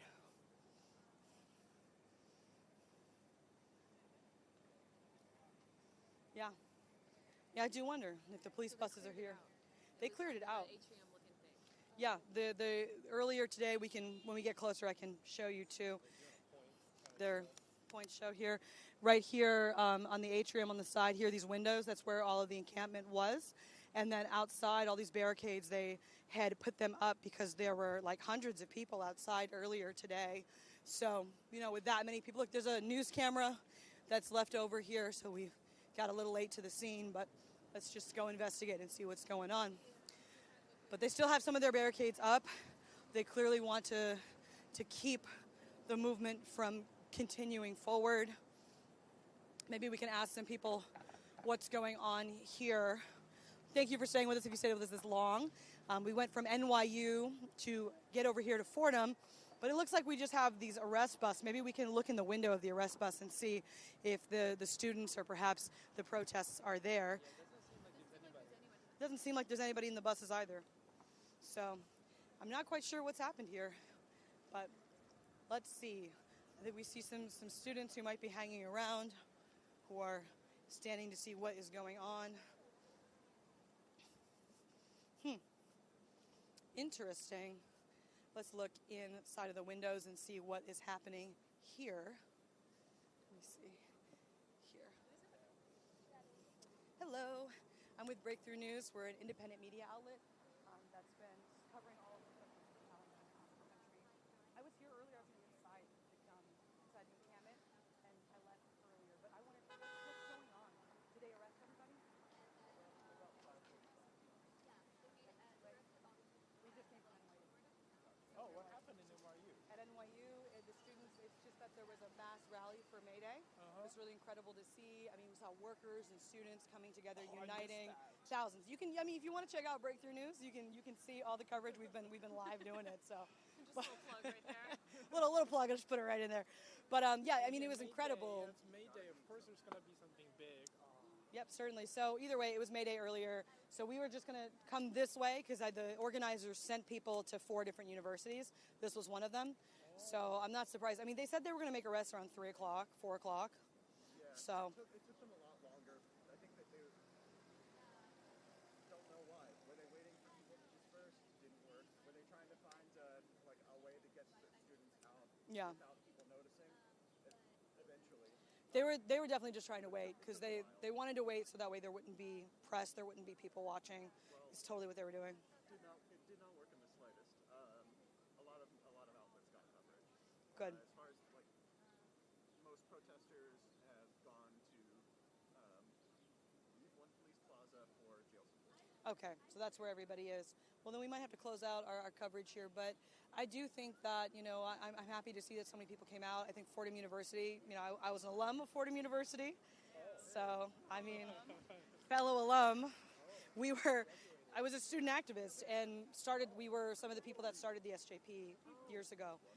And yeah, so, I mean, we were here earlier and it's been, the university was saying, oh, well, the students, they need to have dialogue, they need to have conversation, they need to have discussion. This is all about conversation. This is not a dialogue. It's total nonsense. Total nonsense. We need to have a dialogue with you guys. We tried dialogue for 10 years. Yeah, the things that we've been banning on campus for however long. So there's one girl, she was telling me she was inside, and she told me that the administration did not want to dialogue with them at all. Yeah. The only thing they do, they would send some priest.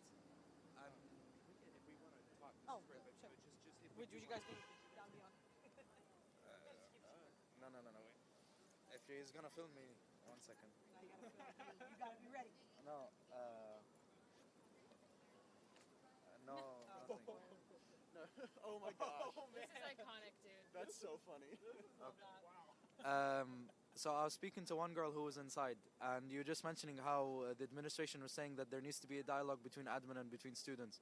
What one of the girls told me was that they kept sending a priest inside, and he was supposed to be the mediation of dialogue between students and admin, but all this priest was doing, you're going to be at risk, you're going to get suspended, you're going to do this. He was not willing to negotiate in any ways in terms of their demands, and he wasn't going to do anything. All he was like, if you still say, we're going to suspend you. If you still do this, you might be at risk of expulsion. If you still stay, something might happen to you. He was just there to try and scare them. And every time that Fordham SJP tried to negotiate with them, they just kept ignoring them. Since 2017, the SJP in this university has been banned. How is that dialogue? And this is my person. So I was on top there, looking from the down. We had some cool shots of that earlier. Yeah. I was inside and we got to look upwards towards the roof. Oh, nice. It was a cool vibe. I was wearing the same mask.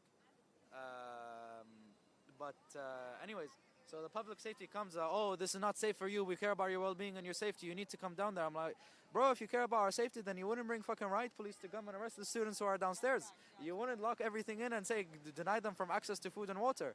So this is big bullshit that's happening from the administration in every university. And unfortunately, history is repeating itself. It's repeated itself from 1958, 1968 with it's repeated itself from Vietnam. What's it called? Vietnam protest. Repeated itself with civil rights protests. كس امك يا ابن القحبه يا شرموطه يا خر عليك عملك. Sorry about that. نعم عملك. Fuck you. The history is repeating itself. It happened with Vietnam protests. It happened with civil rights protests. It happened with South African apartheid. It happened with the protests against the Iraq war, and it's happening now. People, this is my personal opinion. People always say, "Oh, if you want to protest, you have to do it peacefully." We do peaceful protest, and look how it's responded. If you do anything somewhat violent or any point of civil disruption, look at how they respond. So there's no, like, what can you do? People always say, oh, if I was during civil rights movement, I would have marched with Martin Luther King. I would have stayed on the bus with Rosa Parks. I would have marched against South African apartheid. You have this are very opportunity right now. And just that lady across the street just telling me, show my face and trying to insult me and trying to dox me. So then they ask, oh, why are you wearing the mask? Because you're trying to dox me and jeopardize my future. So what's the point? Yeah, no, I hear that. I mean, it's definitely the case. It's definitely true. I mean, these universities continue the repression. I mean, we could go all night. You know, I mean, we're likely to see the CCNY students as well as other schools continue to resist. But, you know, I was at Fordham earlier. We're here now. The students have been arrested. I mean, they turned off the air conditioning and things like that to make the students even more uncomfortable. I mean, even possibly getting heat stroke. It was kind of really, it was very hot because of the ceiling, the way that the light comes in. I mean, that's what was going on earlier today, and the administration has been saying to students that it's just about dialogue. It's about dialogue. They want to have this dialogue, but it's been 10 years, including a lawsuit, for supposedly dialogue. So regardless, you know, we're on the scene. I think we're going to wrap our coverage here tonight. We thank you so much for joining us. Thank you so much for tuning in. You saw us at NYU. You saw the May Day protests today. You know, if you want to support Breakthrough News, you can do that by going to breakthroughnews.com. Oh, actually, no, patreon.com/Breakthrough News. Please support independent media so we can tell real stories on the ground, hear from real students, and hear from people in resistance as they believe, as their words, as they believe them. We want to give them to you. We don't want to cut them. We don't want to edit them and make them unrecognizable the way the corporate media does. So either way, thank you so much for tuning in today. We're going to end our stream here at Fordham.